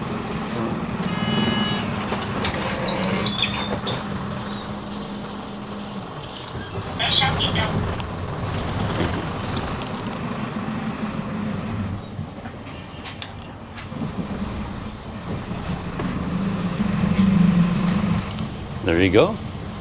I mean, the bus was moving when I saw it, but this time I just waved my hand in the friendly, "I'd like to get on your bus, please, sir." And then he slowed down, stopped, and opened the door. But when I was out here at the front, guy just, blew right past me. So I guess that's not an official pickup point. Yeah, that's where I was down there. Wow, that was quite the satisfying little adventure. I enjoyed that quite a bit. And now we settle in for a ride back to my part of town. And like a naughty student, I've sent myself to the back of the bus, just so I don't bother anybody with my babbling. I took another look at my bus ticket, and it does say at the very top left-hand corner, Futa. So I didn't even know what bus line I was buying a ticket for. It wasn't apparent to me from any of the information on display, but apparently I got a ticket on a Futa limousine bus. So the next story on this behind-the-scenes summary of adventures goes all the way back till May 14th. And May 14th was a big day for me here in Vietnam. I actually went on a group tour, like a full group day tour. And I was trying to think several times whether it was the first one in my life, because I don't think I've ever done a tour like that before. I now remember that, like in the Philippines, I signed up for island hopping tours, but they weren't quite the same thing. It was just a boat that brought you to a bunch of islands, and you were pretty much on your own. It was just transportation more than anything else, but this was a full-on tour with a group of other people that you became friendly with, and you had a guide and a whole series of activities and attractions, and it was a full-on experience. And it was set up for me by a Planet Doug subscriber. Sent me a message and said, "Oh, you're in Ho Chi Minh City. Would you be interested in going on this tour?" It's pretty bumpy back here at the back of the bus. And he said, "Yeah, if you're interested in going on this tour, just let me know and we'll set it up." So we send messages back and forth, because he had to enter things like my name, full name and my hotel, the address of my hotel, the day I wanted to go, things like that. So I gave him all that information. He booked it for me and he paid for it. And I guess he did it through Klook. And that was a whole new thing for me as well. I wasn't really aware of Klook. I think I'd heard the name before, but never used it. I wasn't really aware of it, but apparently it's a big deal now. You can just book just about anything around the entire world on Klook, and that's what everybody does. So, and I find that kind of interesting too. And I talked about how at the bus station, I'm kind of interested in buying a bus ticket, but I'm also kind of interested in understanding the systems, how it works. And it's the same thing with these day tours out of Ho Chi Minh City, because there are dozens of them, if not hundreds of them. It's incredible. I don't think I've been anywhere in my life where there were so many opportunities to just call up an app and sign up for a tour wherever you want to go. Cu Chi Tunnels, the Mekong River Delta, night market tour, a I mean, just anything you can think of. A motorcycle tour around historic sites in Saigon. Anything you want to do, there is a tour for you. And then when you do the mental math about the cost of the tour and the logistics of the tour relative to you doing it on your own, it actually makes sense to go on the tours. Because in the past, I always had a feeling like the tours were not for me. In my mind, a group tour was for someone who doesn't have any time and doesn't have the energy and doesn't have the interest in doing things on their own. And I always was under the impression that it's always better to do things independently. So if I ever went to a country, it would never occur to me to sign up for a group tour. I was prejudiced against them, put it that way. I didn't think you could get a very good experience out of a group tour, and my opinion was you're always going to get a better experience doing an independent trip, making all the arrangements yourself. That was my attitude going into this thing. So, shortcut to the end, I've changed my mind. The tour was amazing. It was a wonderful experience, and I would do it again in a heartbeat. And to be honest, for some things, like I did another tour based on the success of the first one. I signed up for a second, like a half-day tour to go out to the Cu Chi tunnels. And I did that deliberately on purpose, and I wanted to do it because, well, if you don't go that way, how are you going to get there? Unless you have your own scooter, you could rent a scooter, that would be fine. But it's a long ways away. That's a big journey on a scooter in this heat. By the time you get there, you're going to be exhausted just to start the day. And yeah, I mean, it's actually easier to do it via a group tour. So anyway, and the tour I went on was to the Mekong River. So it was the Mekong River Delta full day tour, and the main town that I went to was this place called My Tho. I don't know, I'm sure I'm not pronouncing it correctly, but that's roughly what it is, like My Tho. And it's a town on the Mekong River in the Mekong River Delta. So, and beyond that, to be honest, I didn't really know what would happen on the tour. They had an itinerary listed on their website. It turns out that it was through a company called SST Travel. That was the tour company. And I think oddly enough, when you sign up for a tour on Klook, you don't actually see the name of the company that you're going with. You see the tour, you see the details, you pay for it, you reserve it, and then later on, it's almost like it's a surprise, like, oh, this is the company you're going with. At least that's how it seemed to me. And then the way that it works, of course, is that SST Travel the actual tour group company, they're getting reservations from a dozen different directions. So they're getting reservations from via Klook, they're getting reservations through Traveloka, probably through booking.com, and there's like there's dozens of travel agents all around District 1 where I was. And I'm sure they're booking people as well, but they all funnel back to the same tour company. So they're gathering all these reservations from different directions. So then the night before the tour is supposed to go, they sit down and they assemble all the names that they got from all the different directions, all the details about their phone numbers and hotels, where they're staying, things like that. Sudden stop. And then they start sending out messages. So because of my phone number, I sent them, my WhatsApp number. So then I suddenly got this message out of the blue that said, hi, my name's Hui. It was Hui, and I think it's pronounced Hui. So my name's Hui, and I'm your guide tomorrow. And then we start making the arrangements of when and where to meet, and the pickup point, and all of that sort of thing.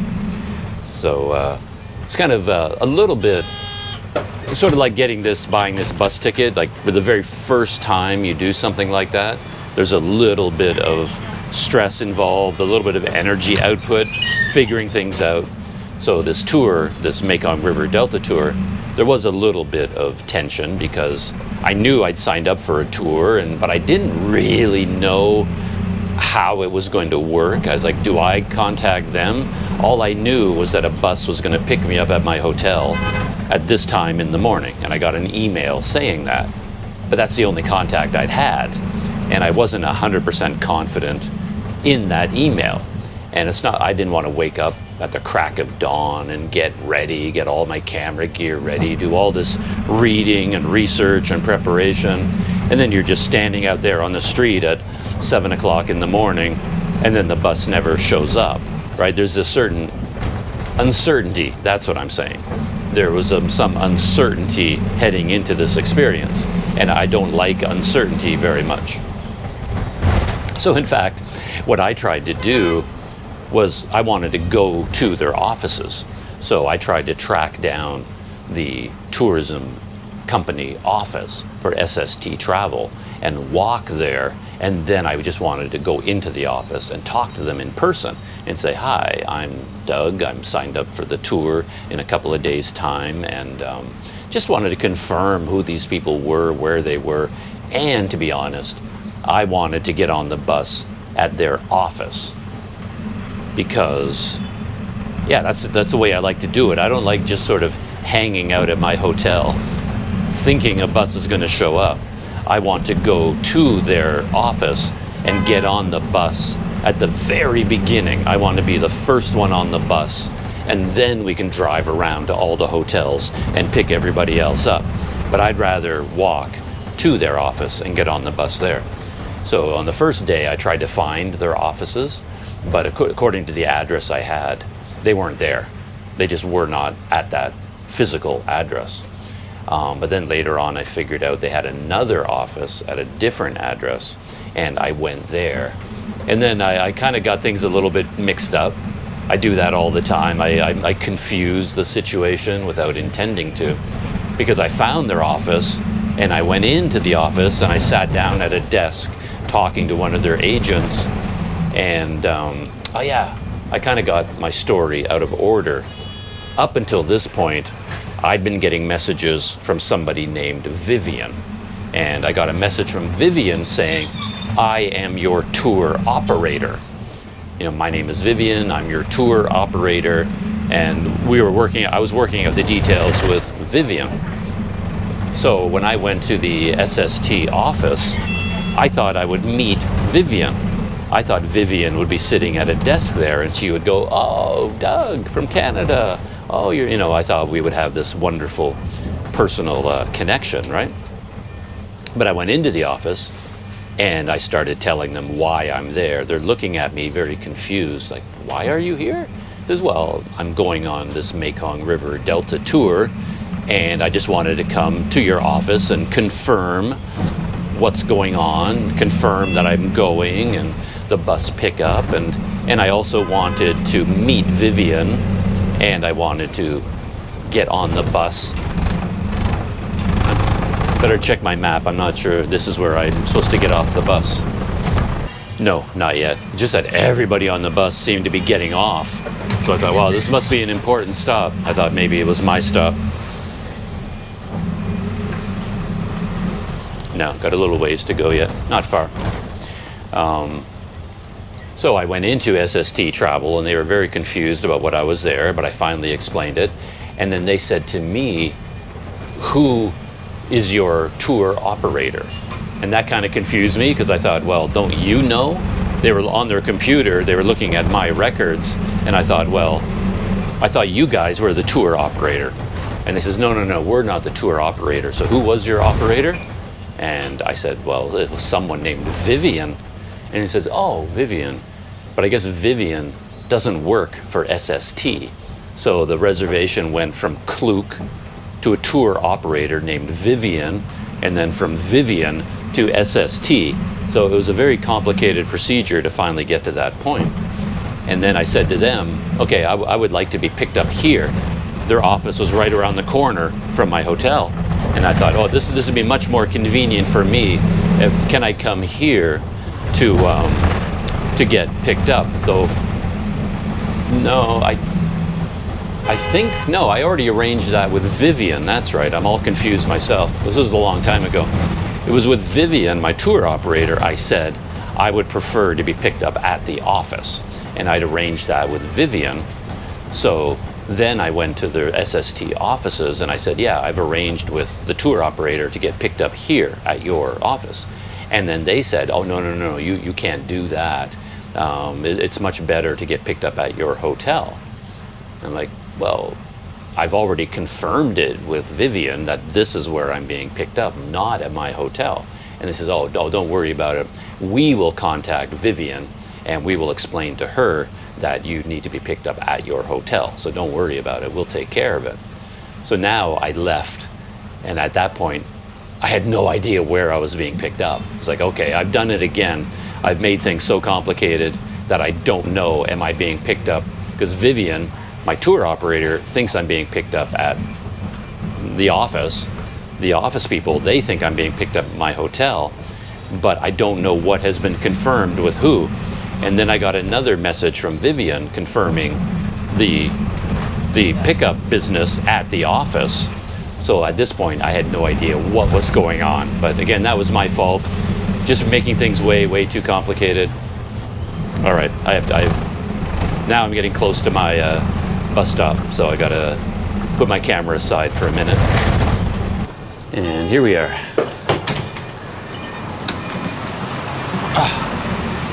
And there it goes. And I'm right back where it all started. So that's the bus stop where I took 139 over there.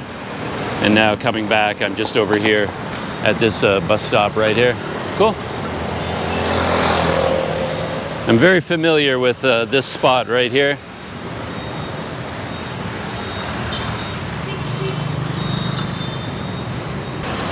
So in my story, I'd confused everything, and I was dealing with a tour operator named Vivian and a whole bunch of people at SST and Klook, and of course my mystery benefactor who booked the tour for me in the first place and who'd made all of the arrangements. I've got a walking man,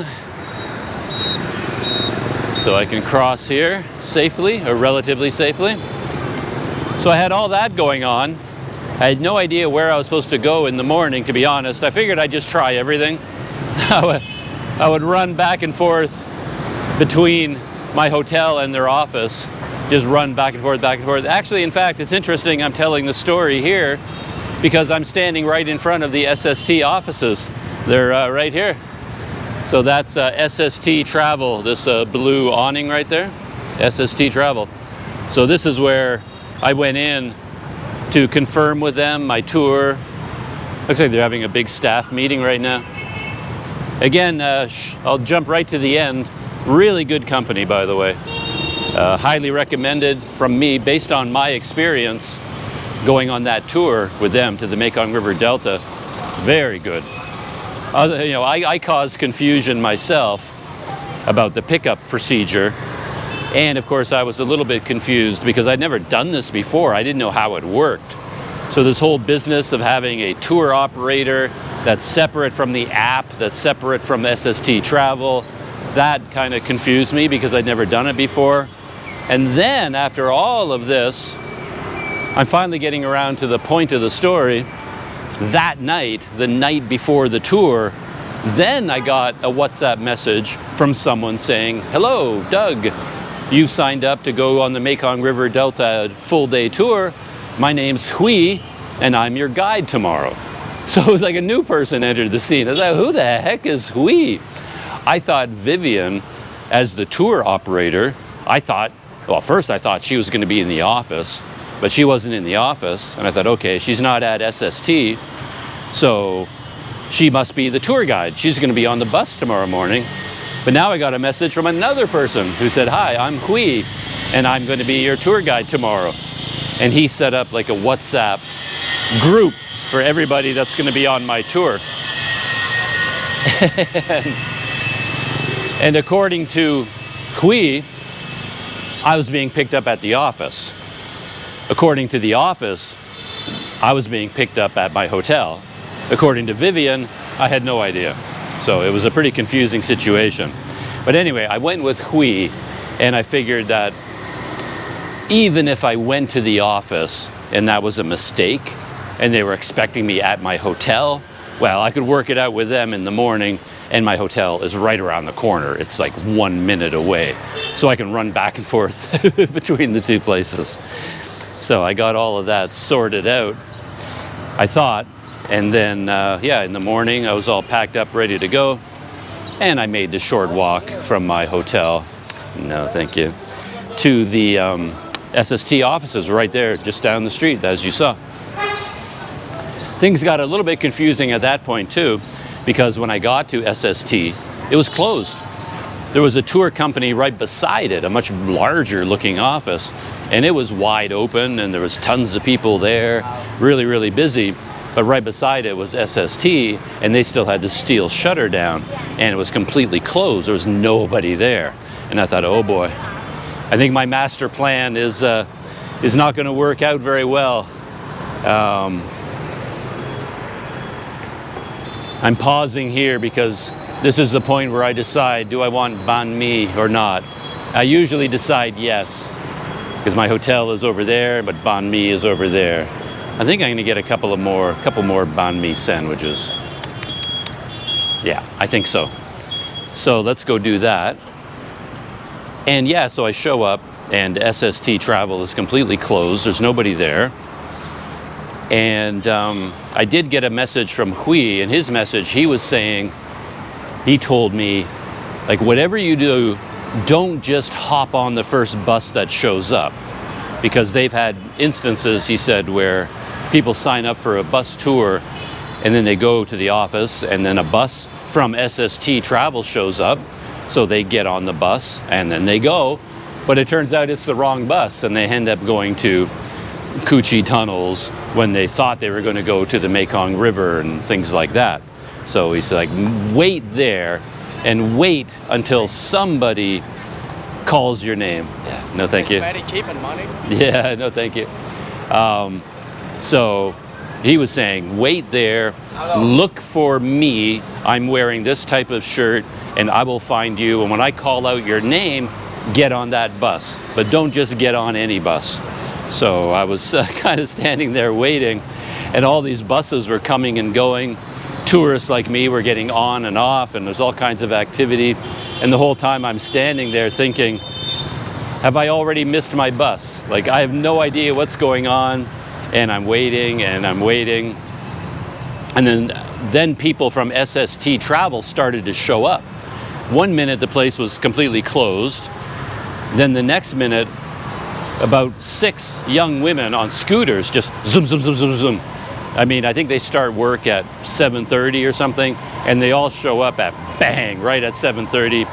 The steel shutter went flying up. they all poured into the office and they were open for business. It happened so fast. 1 second they were closed, the next they were rocking and rolling and open for business. So it was pretty funny.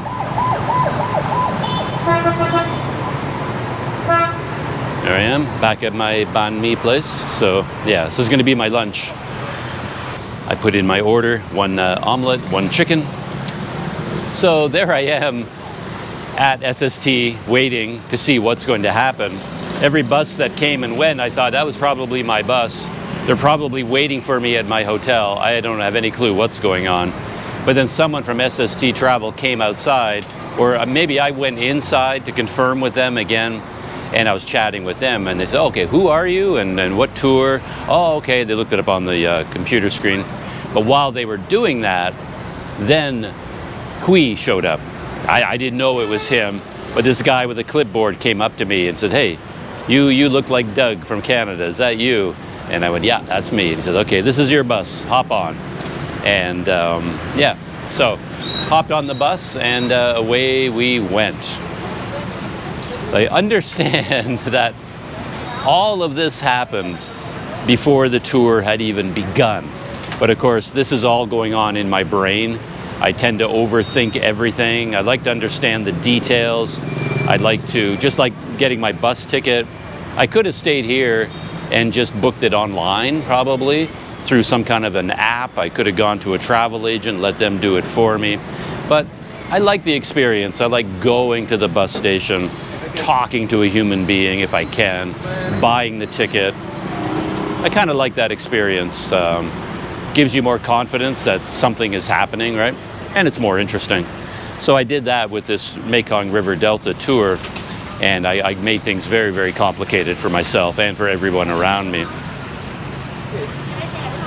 So, switching gears now, mentally, and storytelling. Now the tour was underway, and from that point, everything went swimmingly. Everything went very, very well. To be honest, I didn't even know how well it went until I went on a second tour. And my second tour was not up to the same level. So I didn't really appreciate the quality of SST Travel and my guide Hui until I went on a tour with another company with a different guide, and I could see the difference. So yeah, Hui was a very personable, warm guy, very intelligent, well-spoken. He spoke English quite well. And, oh, time to go. I've got my banh mi safely tucked away in my knapsack. So yeah, we did a head count with his clipboard, made sure everybody was on the bus that was supposed to be on the bus.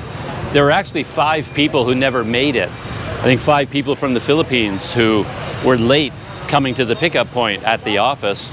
And according to Hui, they ran into a traffic jam. And we were going to wait for them. And he said, we were going to wait a certain amount of time. We're going to give them a chance. But if they don't get here by such and such, we have no choice. We're going to leave them behind. Because we can't have all of you people just sitting on the bus and waiting. And when he said that, to be honest, I thought, well, okay, that's code for we're going to be an hour late. This is going to go on forever. We're going to be waiting. There's going to be confusion. And I thought, okay, that's code for, yeah, things are going to go terribly wrong. Oop. I'm going to duck into a 7-Eleven and grab a cold drink. So, have my cold drink and heading back to the hotel to munch on some banh mi. I had a funny encounter just outside of the 7-Eleven. It's funny where your limits are with certain things, because here in this neighborhood, it's a tourism area, and then all day long you have the same people walking up and down, trying to sell things, the shoe shine boys. There's like sunglass sellers. They must sell a lot of sunglasses, otherwise they wouldn't be out here doing it. But it does surprise me because I think any foreigner like me, we tend to have a pretty good pair of sunglasses, whether we wear them or not. We've got a nice pair tucked away somewhere. So it's not like we're going to buy a cheap piece of plastic junk from a guy on the street here. But apparently they sell a lot of them just because there's so many of them. They're out here all the time. And I do see some foreign visitors buying them. They look like they're from the Middle East or places like that, but they're buying these sunglasses anyway. So anyway, whenever I walk up and down the street, I do have to politely say, oh, no thank you, no thank you, no thank you to the sunglass guys. And it's all fine. It's not a problem. There's all the massage places here. They always say, sir, sir, sir. And I go, no thank you, no thank you. But I was out front of the 7-Eleven, and I was standing there kind of getting organized, putting I bought a Coke, putting my Coke away and getting ready. So I was standing still, and then this sunglass salesman came up to me, and he's got the big display, and he says, oh, sir, sir, sir, sunglasses, sunglasses. And I said, no thank you, no thank you, no thank you.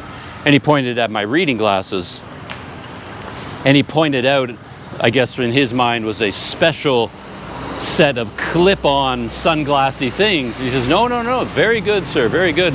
And then he grabbed my reading glasses and then just started to pull them off my neck. And I'm very easygoing, I'm very quiet and non-confrontational. But so there's something about that physical contact that sets you off, right? So anyway, he was grabbing the glasses and pulling them away from me. And then I could even hear it in my own ears. The tone of my voice changed. And I was just saying, oh, no, no. And then I said, hey, no, don't touch. You know, and he's just like, oh, crap, I've upset the foreigner, right? But I could hear it in my voice. It's like, okay, Doug got angry. And it's the physical thing where he suddenly started grabbing things around my neck, and he was pulling on this cord and trying to rip it off my neck. And I thought, okay, nah, we're not putting up with that kind of behavior. So I told him, no, we're not doing that right now. But he was pretty startled. Anyway, back at my hotel, and there you are.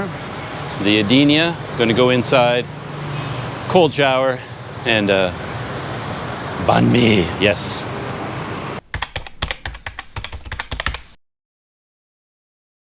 Welcome back to Planet Doug Behind the Scenes, and once again, unfortunately, we've jumped way ahead in time. I probably even look very different because I've had some kind of a haircut in the meantime.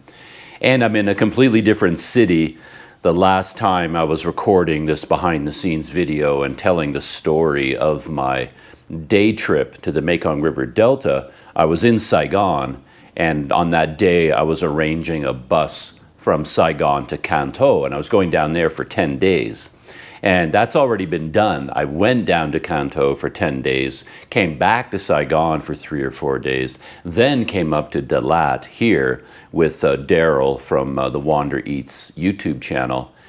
And I've been in Dalat for a couple of days. So I've jumped in time and in space to get to this point. It's just that I've been unbelievably busy, far more busy than I ever am normally. I've just been on the go constantly, and when I wake up in the morning, I basically have to open my eyes, boom, out the door, and I'm doing something. So I just haven't had the leisure time in the morning to finish any of my behind-the-scenes stories. So that's what has been going on. And I'm here in Dalat in the afternoon. Yeah, and actually I'm having a cold beer, 333 beer. I'm staying at the Dalat Boutique PNP Hotel. And this is a hotel that Daryl picked out. He was coming to Saigon for his own reasons. He had a business trip already planned to come to Vietnam, and his business deals, his dealings were bringing him to Saigon. So because he was coming to Saigon and I was going to be here, he reached out and asked if I'd be interested in going up to Dalat.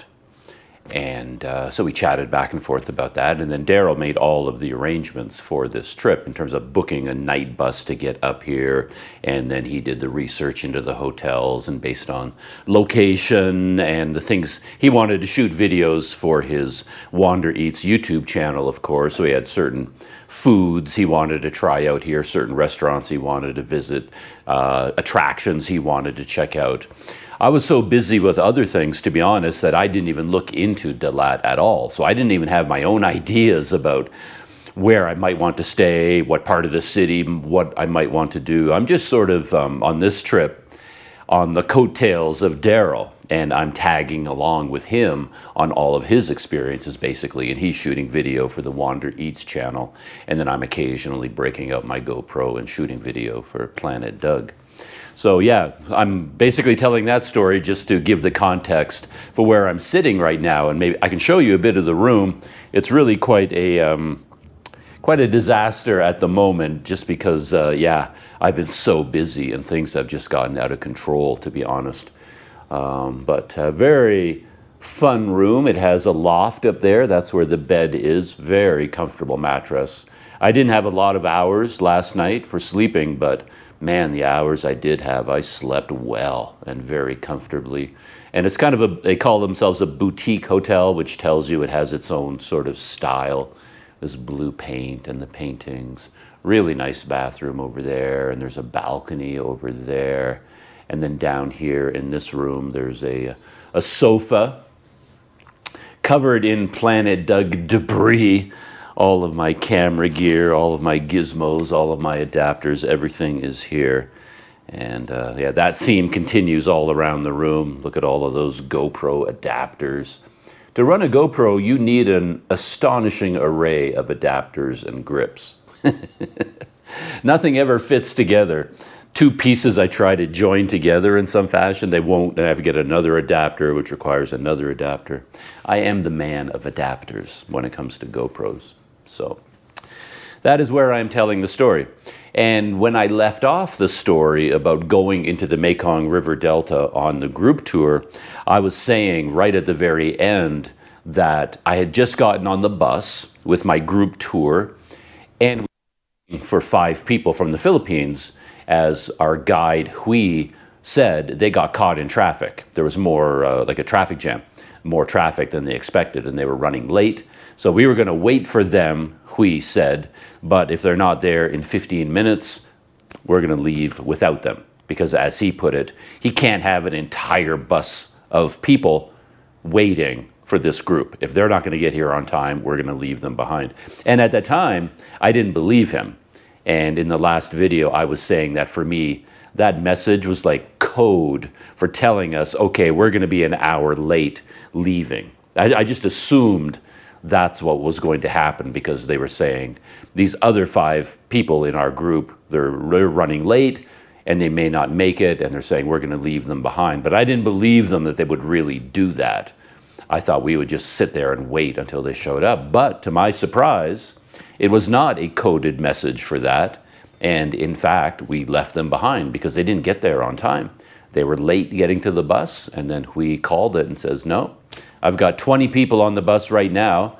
I've got places to take them, so let's hit the road. And we were on the road and we were on our way. I was very impressed with that, kind of this organizational rigor where they could make the decision that, okay, sorry, you guys were late getting to the bus. We can't wait any longer. We're going to leave without you. And then I assume they'll make arrangements with them, either a refund, partial refund, credit, or they'll put them on a tour for the next day or something like that. So I was very impressed with this company, SST Travel, overall, like pretty much on every level. And one level was this, ability to make a hard decision that, okay, we got to go. And they left people behind because they were late. I can't remember what time we left exactly. It wasn't super, super early, but it wasn't late either. It was early in the morning, but nothing terrible. And then when the bus took off, our guide, started his guide duties. He did a head count on everyone.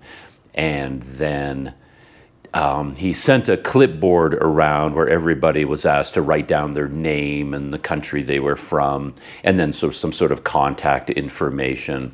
Because throughout the day, I was so impressed with this, throughout the day, we would take pictures of everyone.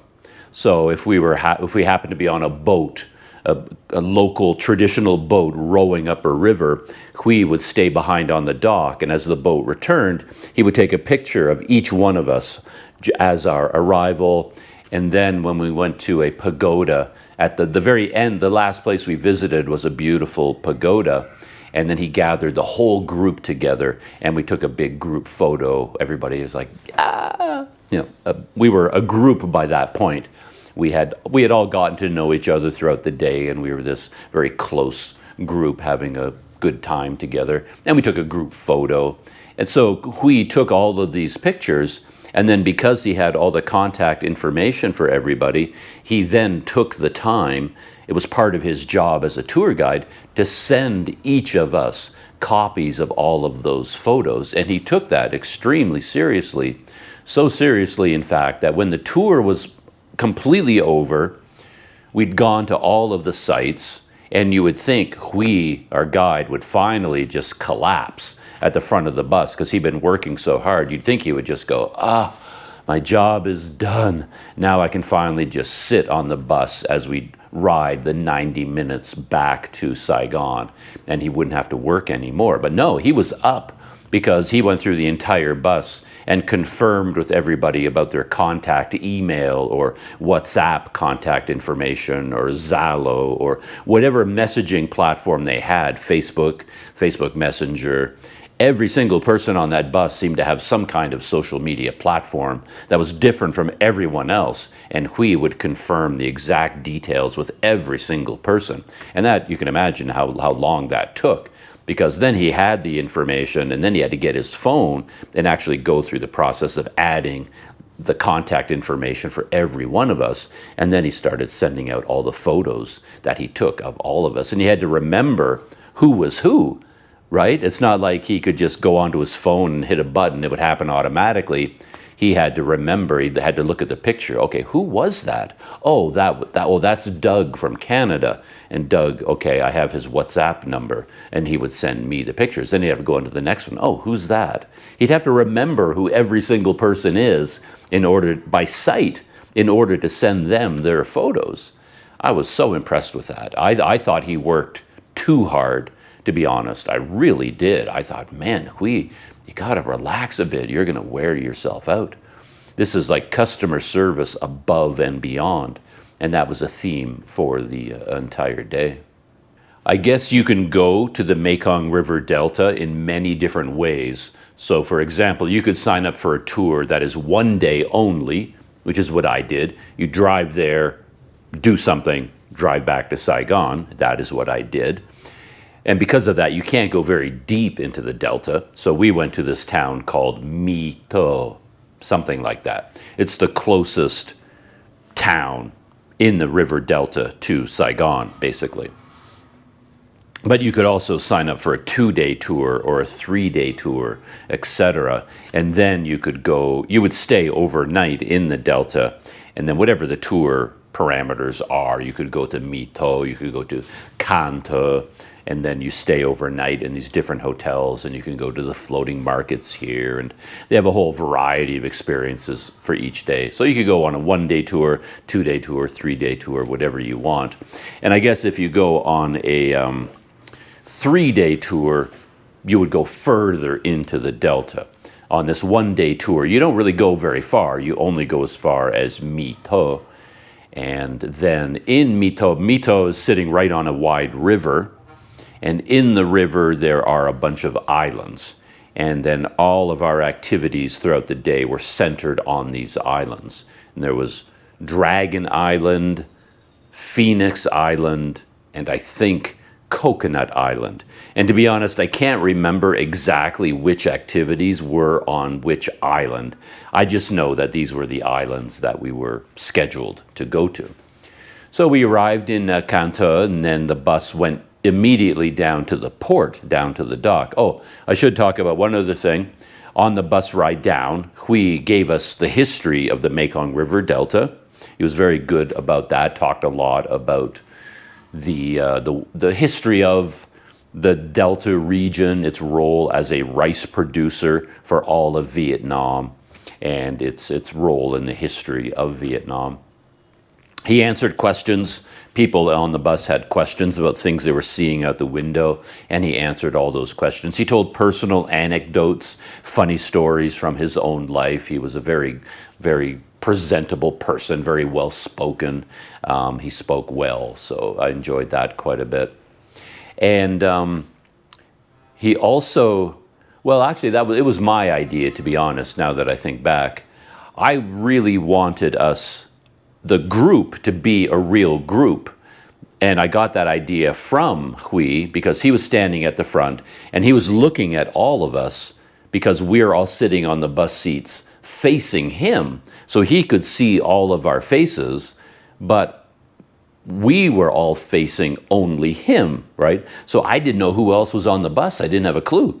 I'm facing forward. I can see Hui, but I can't see anybody else in the group. And then Hui did say to us that his hope for our day is that we all become friends. He says, I don't want you to just, all of you to go off in your separate directions. We have to stay together as a group. We're on a schedule. I cannot be looking everywhere, tracking you guys down all the time. So I want you guys to become a group. Get to know each other, have fun together, stay together as a group, and that's how we're going to do the day. And I agreed with him wholeheartedly. I love that idea. But then it struck me that, well, you're telling us to be a group, but we have no tools to be a group because I just got on a bus and I sat down and now I'm facing forward. I've had zero chance to interact with anybody else in the group. I don't even know who else was on the bus. I hadn't seen anybody's faces. So it was like, okay, you're asking us to form this social unit, but how can we do that when we can't even look at each other? So I raised my hand and I said to Hui, well, can you tell us who's on the tour? What countries are we from, for example? Can you at least tell us that much? I knew there were 20 people on the bus, but beyond that, I didn't know. Were there 19 Canadians behind me? Were there 19 Koreans, 19 Americans, 19 Swedish people? I have no idea who was on the tour. So I said to Hui, can you tell us who is in the group? And then Hui actually did. So he said, okay, so over here we have so-and-so from the Philippines, and over here we have a group from Korea, and of course we got Doug from Canada, and so-and-so. And then while he was doing that, I kind of looked behind me, and I was looking, whenever anybody was pointed out, they would all kind of sit up in their seat and wave, hello, we're from the Philippines, we're from Korea, we're from Sri Lanka, we're from India. Everyone in my group basically was from another country in Asia. But I talked to like a lot of the other people from India and from Sri Lanka, from the Philippines and Korea, all these countries. But my group was mainly made up of Asian people. But everybody spoke English, and it was an it was an English tour. So because I was signed up for this tour by a Planet Doug subscriber, and he did it through Klook, and he signed me up for an English tour, which makes a lot of sense, rather than a Vietnamese tour. So everyone in the tour was expecting the guide to speak English, and was expecting the other people in the group to speak English.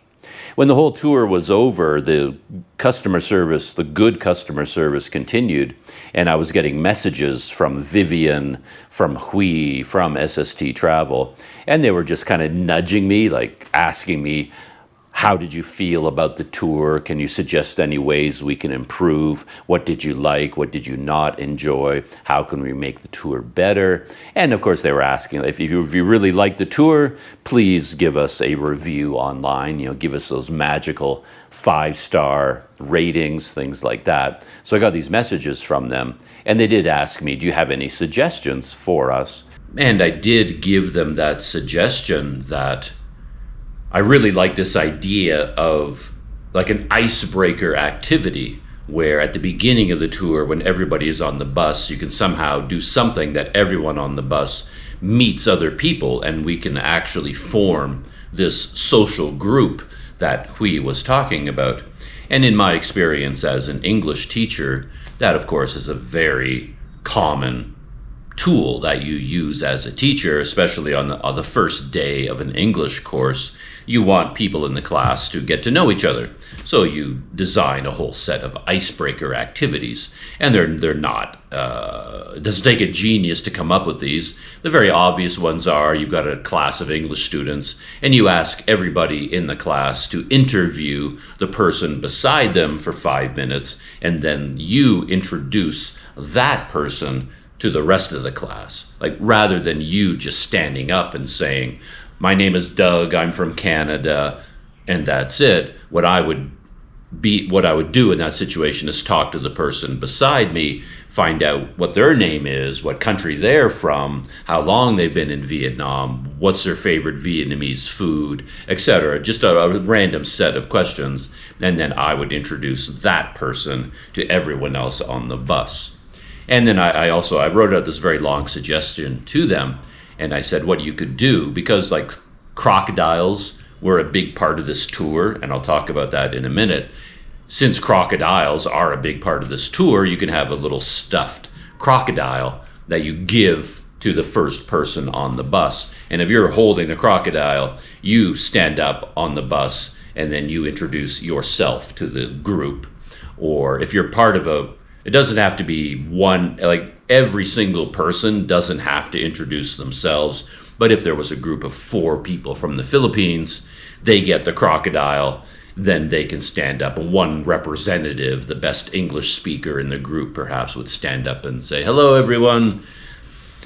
My name is this, and this is my group. These are 3 of my friends. We're 4 Filipinos traveling together, and we're very happy to be on this tour." And then they throw the crocodile to the next person on the bus, and whoever grabs the crocodile, then they have to introduce themselves or introduce their group to the rest of the bus. And you can do this while you're driving to your first location, and then by the time you get there, then the group has become a social unit. We've all learned something about the other people in the group. So anyway, I wrote out this long suggestion to SST Travel, and I appreciated that they were asking me for advice, for ideas, and I gave them those suggestions.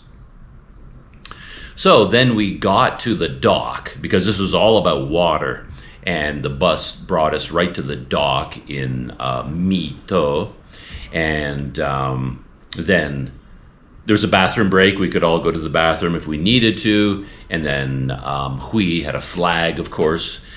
You know, everyone go to the bathroom, do whatever you need to do, but then look for me with the flag. I'll be right here. And then when all the group got back together again, he brought us to a boat, and then the boat took us to one of these islands. It could have been Phoenix or Dragon or Coconut Island. I don't know which one we went to first. But that was a lot of fun, just to get on the boat. I took a selfie with Hui, with everybody else on the boat.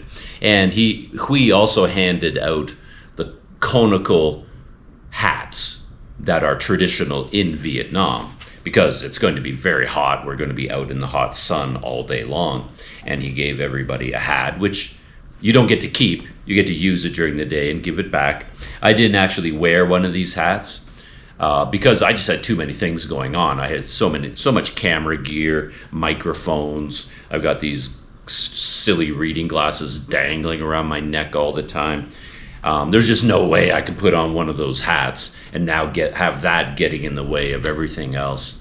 And I've tried wearing one of those hats, and I find they come down over my ears, and then they give me sort of a muffled audio from the outside world, and it cuts off my vision too much. It cuts into my peripheral vision. So I don't like wearing hats at all. And those conical hats, they'd be very good if you're out in the rice field for 10 hours a day planting rice seedlings. You get protection from the sun. But for me, walking around with one of those hats, it cuts off my vision and my hearing too much. And then it's one more thing that's just getting in the way. So I just said, no, thank you. I don't want to wear one of the hats. I think everybody else in the group did. Almost everybody, I think, took one of those hats. I might have been the only one who didn't. So yeah, we all piled into the boat, went across to an island, and then we went to a restaurant there. And the very first activity, we all sat down at these tables, and they laid out a bunch of fruit, bananas, a lot of snacks, hot tea, and then a music group came out and performed for us. And it was sort of a way of easing into the group tour. And I was very, very busy being a YouTuber. I was recording myself. I was trying to record everything around me. I had 2 microphones going. I had this one, and then I had another microphone that I put on other people if I wanted to record them. So when Hui was on the bus giving us actually, I don't think I did it with Hui. I thought about giving him a microphone, asking him, do you mind putting a microphone on? But he was speaking into a microphone with a loudspeaker system. I think it was loud, more than loud enough for my microphone to pick up his voice, so I don't think I bothered. But when I saw that there was a musical group performing, I think I even took my GoPro and brought my entire GoPro near the musical group, and I did ask them, is it okay that I do this? I got permission, and I tried to do it discreetly. I didn't want to get in anyone's way. My GoPro is a tiny little thing. It's not like a giant camera rig. So I went up to the musical, the band basically, and put the camera in front of them and recorded a bit of them performing, things like that. And then on this island, we went to another little restaurant where they made honey, their own honey, when we had honey tea there. And it was a very interactive kind of tour. They understand that people want to physically do things, and they also want pictures of them physically doing those things.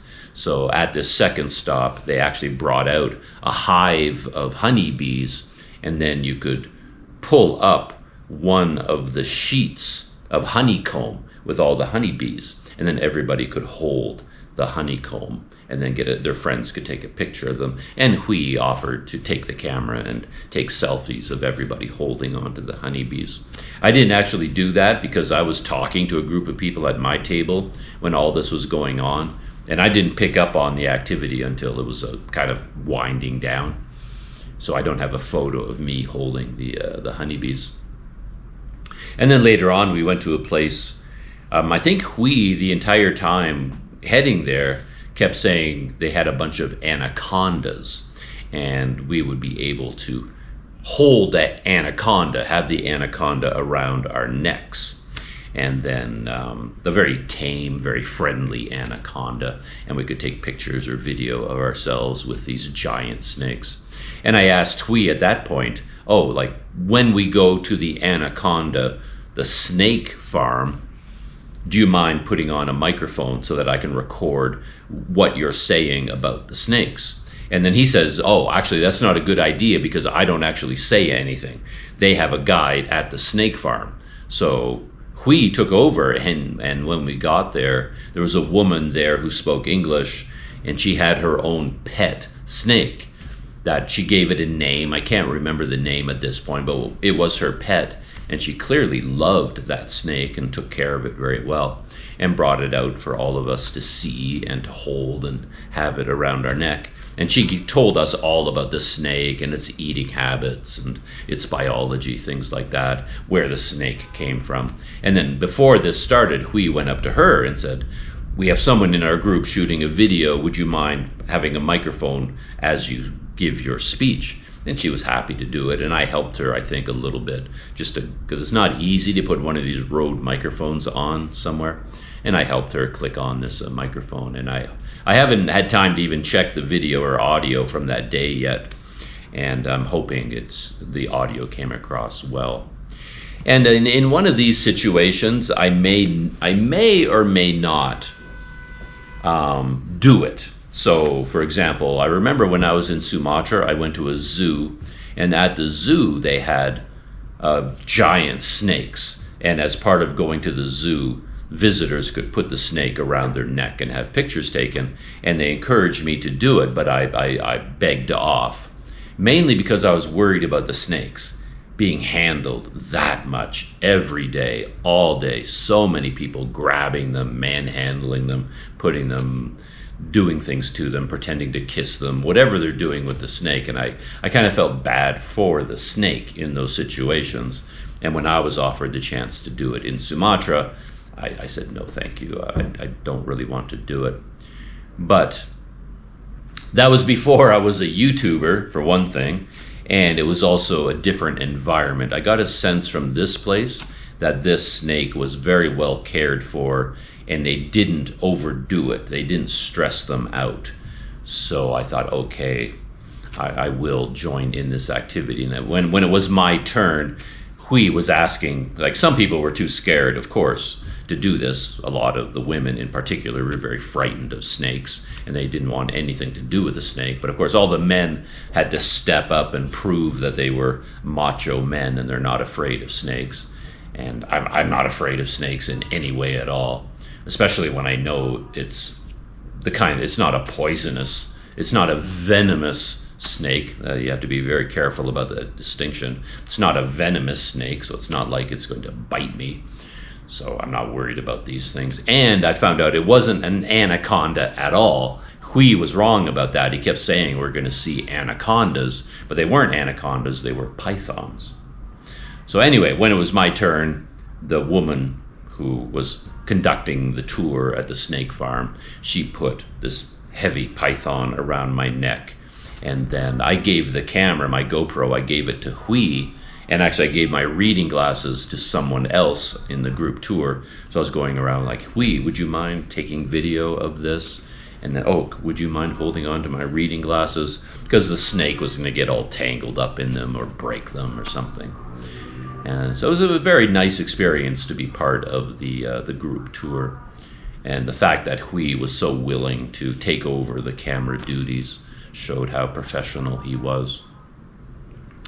And my main takeaway from that experience, and it extends into another tour I did later on, is that I think in life, I often, in particular, imagine that I know what an experience feels like. So I don't need to do it myself, right? I think we all have this sort of idea that, say, we'll just stick with this example. You have an opportunity to put a python around your neck. Why bother? It's like I've seen this played out a dozen times, hundreds of times in my life, in videos and photographs. And in my tour group, so many other people were putting the python around their neck. I can see it happening. I can imagine what it's like, and I can conclude, well, I don't really need to do it myself because I can see it. I know what the experience is like. But when you do it yourself, it's very different from what you imagine. So there is a very strong argument that when you have this feeling of, I don't need to do that, I know what that would feel like. Well, to be honest, no, you don't know what it would feel like until you do it. So when you put that snake around your neck, first thing is the heaviness of it. It's like, man, what a beast. That is a heavy, heavy animal, to feel it around your neck. And then as it starts exploring, it starts curling around your neck, tightening a little bit, going around your arm, and it's sort of moving around and checking you out, smelling, of course. You can feel how powerful it is, how hard it is, solid muscle. We're not talking about a gushy sort of thing. And I think a lot of women that are afraid of snakes, don't want to touch them, might imagine that they're cold. They're cold-blooded reptiles. You'd think, oh, they must be cold and feel really disgusting or slimy or something. But they're dry.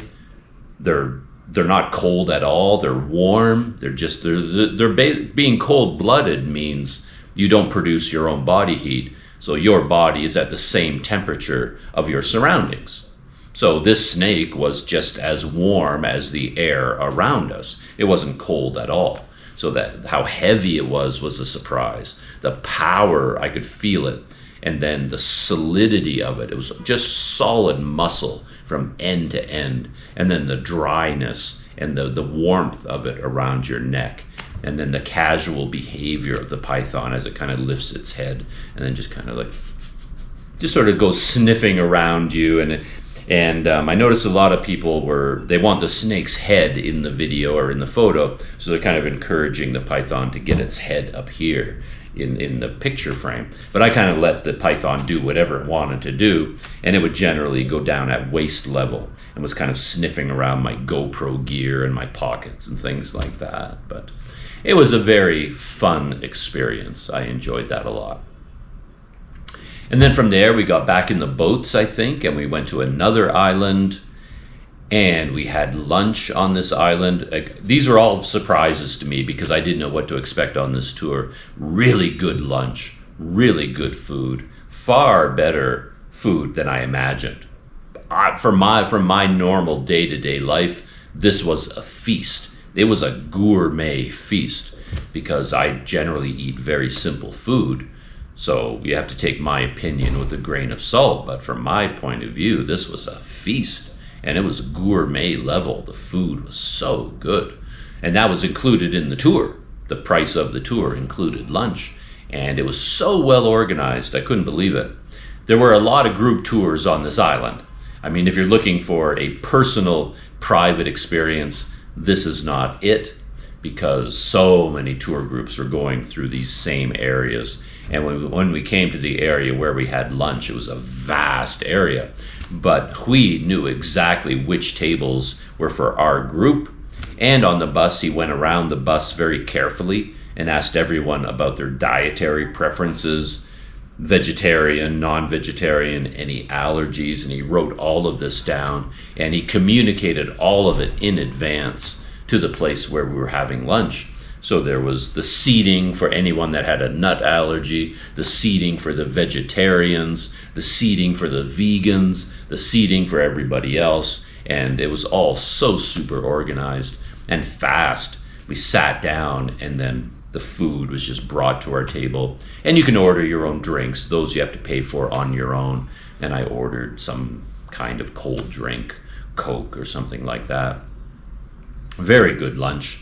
And also on this island, there were other really interesting experiences. The main one was what they called fishing for crocodiles. And it took me a while to figure out what this was all about. And the idea is they had a very large open air tank filled with crocodiles. Big ones, medium ones, just, I'm going to say hundreds of them. Definitely dozens and dozens and dozens of them, probably into the maybe 200 of them in this area. And then what you can do, if you want to do it, is you pay 20,000 dong or something like that, and there's a man off at the side who has a whole bunch of fish, and he cuts up the fish into chunks, and he puts them onto a rope and attaches that to a piece of bamboo, and then you can take this meat or rice, or I mean fish or beef or whatever it is, dangling on this bamboo pole, and then you dangle it over the crocodiles. And all of the crocodiles down there, of course, they know what's going on. It's feeding time, and they all come rushing there. And you know how crocodiles are so frightening because they are so still. And there's all these crocodiles down there, and they look like statues. They're just like no movement at all. But they know the food is coming, so a bunch of them had their jaws open. So they're actually poised, unmoving but poised with their jaws open looking up, like crocodile statues. And then if I did this, I paid to do this, and then I took my bamboo pole with the rice and I'm sort of lowering it over the crocodiles. I kind of picked out the one I thought wasn't getting enough to eat, and I wanted to give that one my piece of fish, so I'm kind of dangling in their direction. And the fish would sort of swing past some of the crocodiles, and you'd think there would just be a feeding frenzy or something, but they're so calm, like statues, as I said. And I'm sort of waving the fish around their noses, even bumping into them, and there's no reaction. And then out of nowhere, snap, you get close to one of them, and just lightning fast, bam, they grab it. So fast. And there was a sound that happened. I still don't even know where the sound came from. When the crocodile moved to get your piece of fish, because you're fishing for crocodiles, there was like this slapping sound, like they broke the sound barrier or something. It was like a whack. And this happened over and over, and I was watching other people doing this, not just me doing it. And it's like, where is that sound coming from? I couldn't locate it.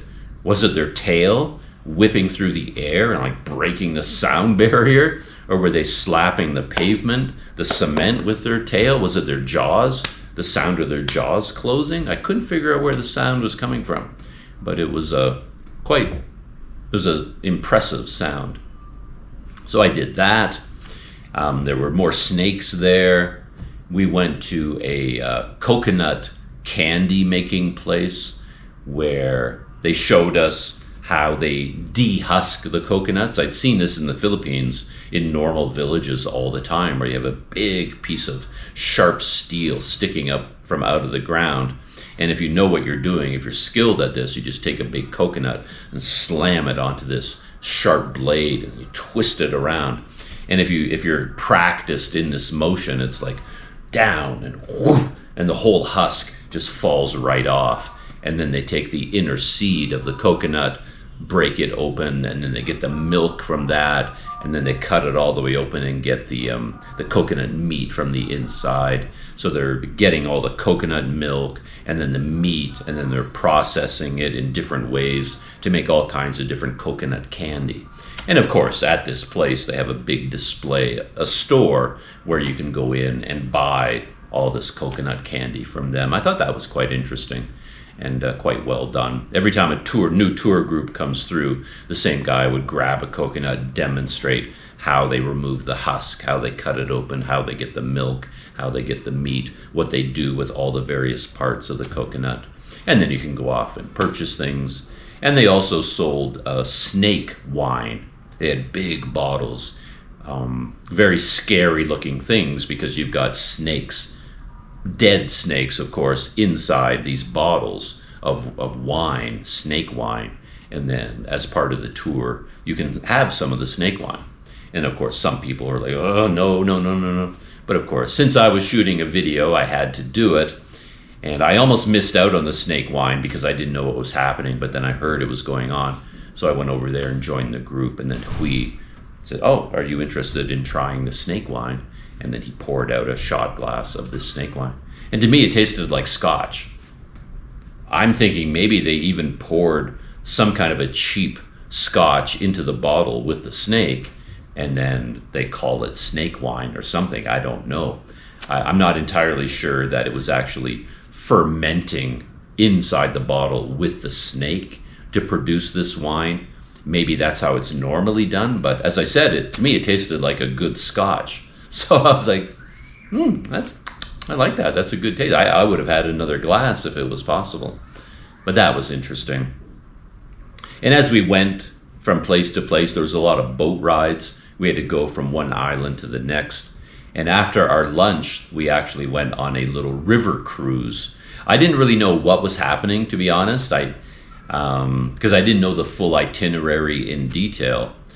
And I thought we were going down to the river to get into these small boats, like maybe 3 people in each boat at most. And there was a woman, a local woman, Vietnamese woman on each boat. And then she would use their special technique with this long paddling thing to just move us through the water. And that was part of the tour. And I thought we were going somewhere, like going from the dock upriver, and we were going to go to another attraction or a restaurant. But the river journey was the attraction.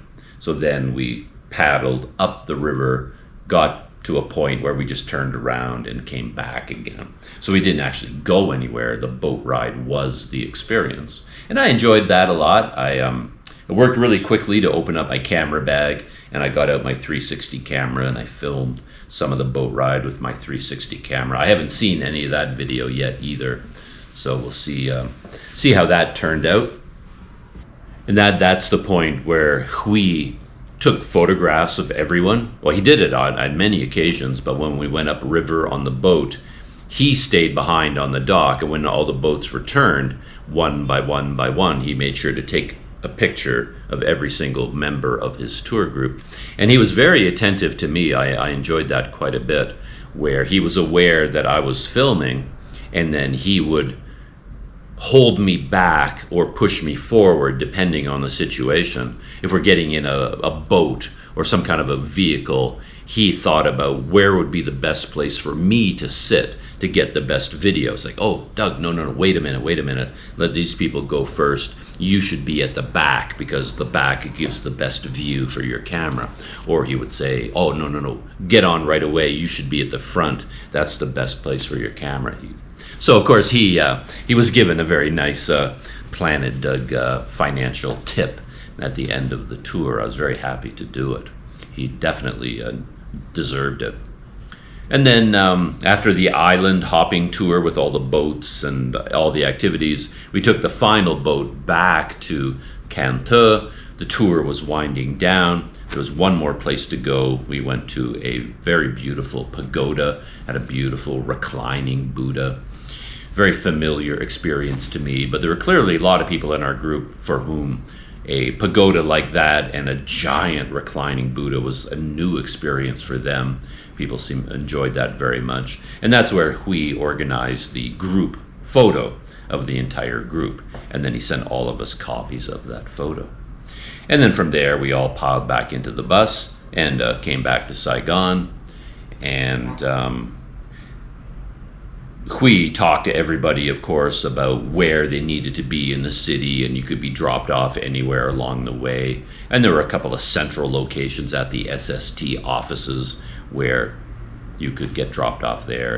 And I was dropped off with a big group of people right back at District 1, just a short block from my hotel. And overall, yeah, that was the end of the SST Travel Mekong River one-day tour. And for my money, highly enjoyable, highly recommended. I did see a video recently from some other YouTubers who did some tours around the Mekong River Delta area, and they went on a similar kind of tour like this, and they had some negative things about it, but almost everything negative they talked about, from my point of view, had much more to do with their expectations than anything else. You're signing up for a one-day tour. You can see the itinerary, and you can judge from the price what you're going to get for your money. And this tour that I went on, to be honest, seemed to be incredibly good value for money. I don't even know how they managed to do it.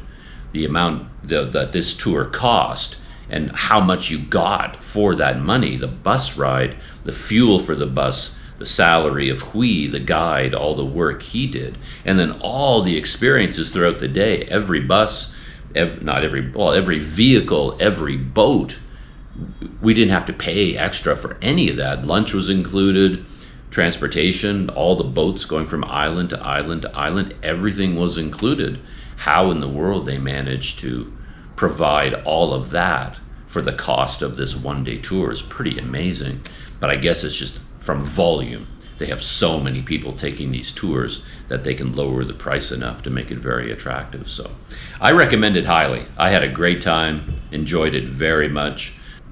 And in terms of timing, I thought the whole day worked out very well. At the beginning of the day, I was a bit concerned about getting on this bus and then feeling like I've been taken hostage, and the day would just go on and on and on and on, and I keep wishing for it to end.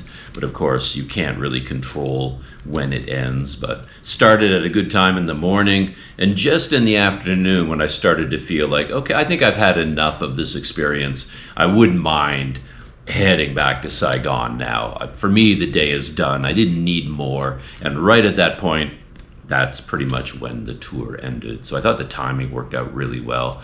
Got back to Saigon at the perfect time in the day for me to still have some energy left. It's not like I was getting back at 11 o'clock at night and you're exhausted and it's dark and the whole next day is a write-off because you're so tired from the tour. No, we left at, I don't know, maybe, I don't even know the timing anymore, but it was sort of mid-afternoon that we left from the pagoda, which was the final stop on the tour. And that might have been 2:30 in the afternoon, maybe a bit closer to 3, but 90 minutes back to Saigon, and we were there at 4 o'clock, getting dropped off back in District 1, and I thought, man, did I enjoy that. What a great day that was.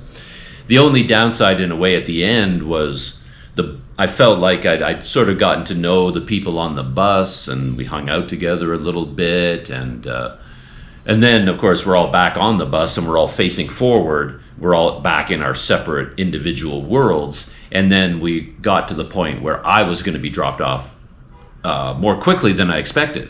It was kind of a surprise. It was sort of like, here, and I wasn't quite ready to get off the bus yet. I hadn't prepared for that moment. So it was quite rushed in terms of like grabbing all my stuff, making sure I didn't leave anything behind. I had all my camera gear out, working on things, doing things.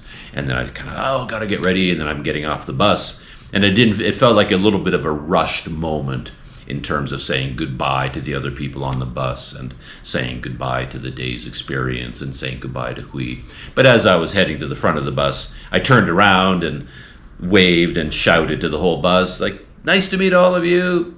It was a real pleasure. A very rushed kind of goodbye, but I did say goodbye to everybody. And then I was standing on the busy streets of District 1. The tour bus zoomed away, and it felt like a tornado had kind of deposited me at the side of the street, and I'm spinning around. I was like, oh, I'm back, and there goes the bus. It felt like it all happened a little bit too quickly, but for me, that was a little bit, or that was all because I just wasn't prepared for that moment. It just kind of hit me by surprise. So yeah, and I think I'm going to end the behind-the-scenes story there, with just the story of the Mekong River Delta, because this has turned into a very long video. I made several attempts to tell this story while, as I said at the beginning, when I was going to meet my friend for coffee in the morning in Saigon, but then it kept getting delayed. And so that's the first behind-the-scenes story, the Mekong River Delta one-day tour. Enjoyed it a lot, recommend it highly. Maybe different tour companies offer a different type of experience. I don't know. I saw a lot of other tours around me from other companies, and they seemed to be doing roughly the same things we were doing. So I don't know if one company offers a distinctly different product from another. I'm not sure. And I guess a lot would come down to the guide, how you feel about your guide and the other people in your group. But for my money, I got very lucky. Good guide, good people, good experiences. I enjoyed it very much. And as I said at one point, I enjoyed it so much that I found myself willing to do more guided tours in the future. And normally I would have avoided them on principle. But now I thought, that was very enjoyable. It's a different experience from an independent adventure. If you wanted to go to the Mekong River Delta by yourself and have a big adventure, well, yeah, then you would rent a motorcycle or a scooter and do all your own planning and book hotel rooms, and then you ride around, and then you can't communicate with anyone, and things will go wrong, things will go right, and then you will go off the beaten path. This Mekong River Delta tour is firmly on the path. So if you're you want to get off the path and you want to break new ground and have personal private experiences, obviously a group tour like that is not going to give you any of those things. But if you're willing to be flexible and adapt to a new type of experience, as I discovered, it can be quite enjoyable. There's a lot of enjoyment to be had in one of these things. So that is it. Shutting down this video, the behind the scenes, and I hope you enjoyed some of my stories. And as always, I'll see you in the next video.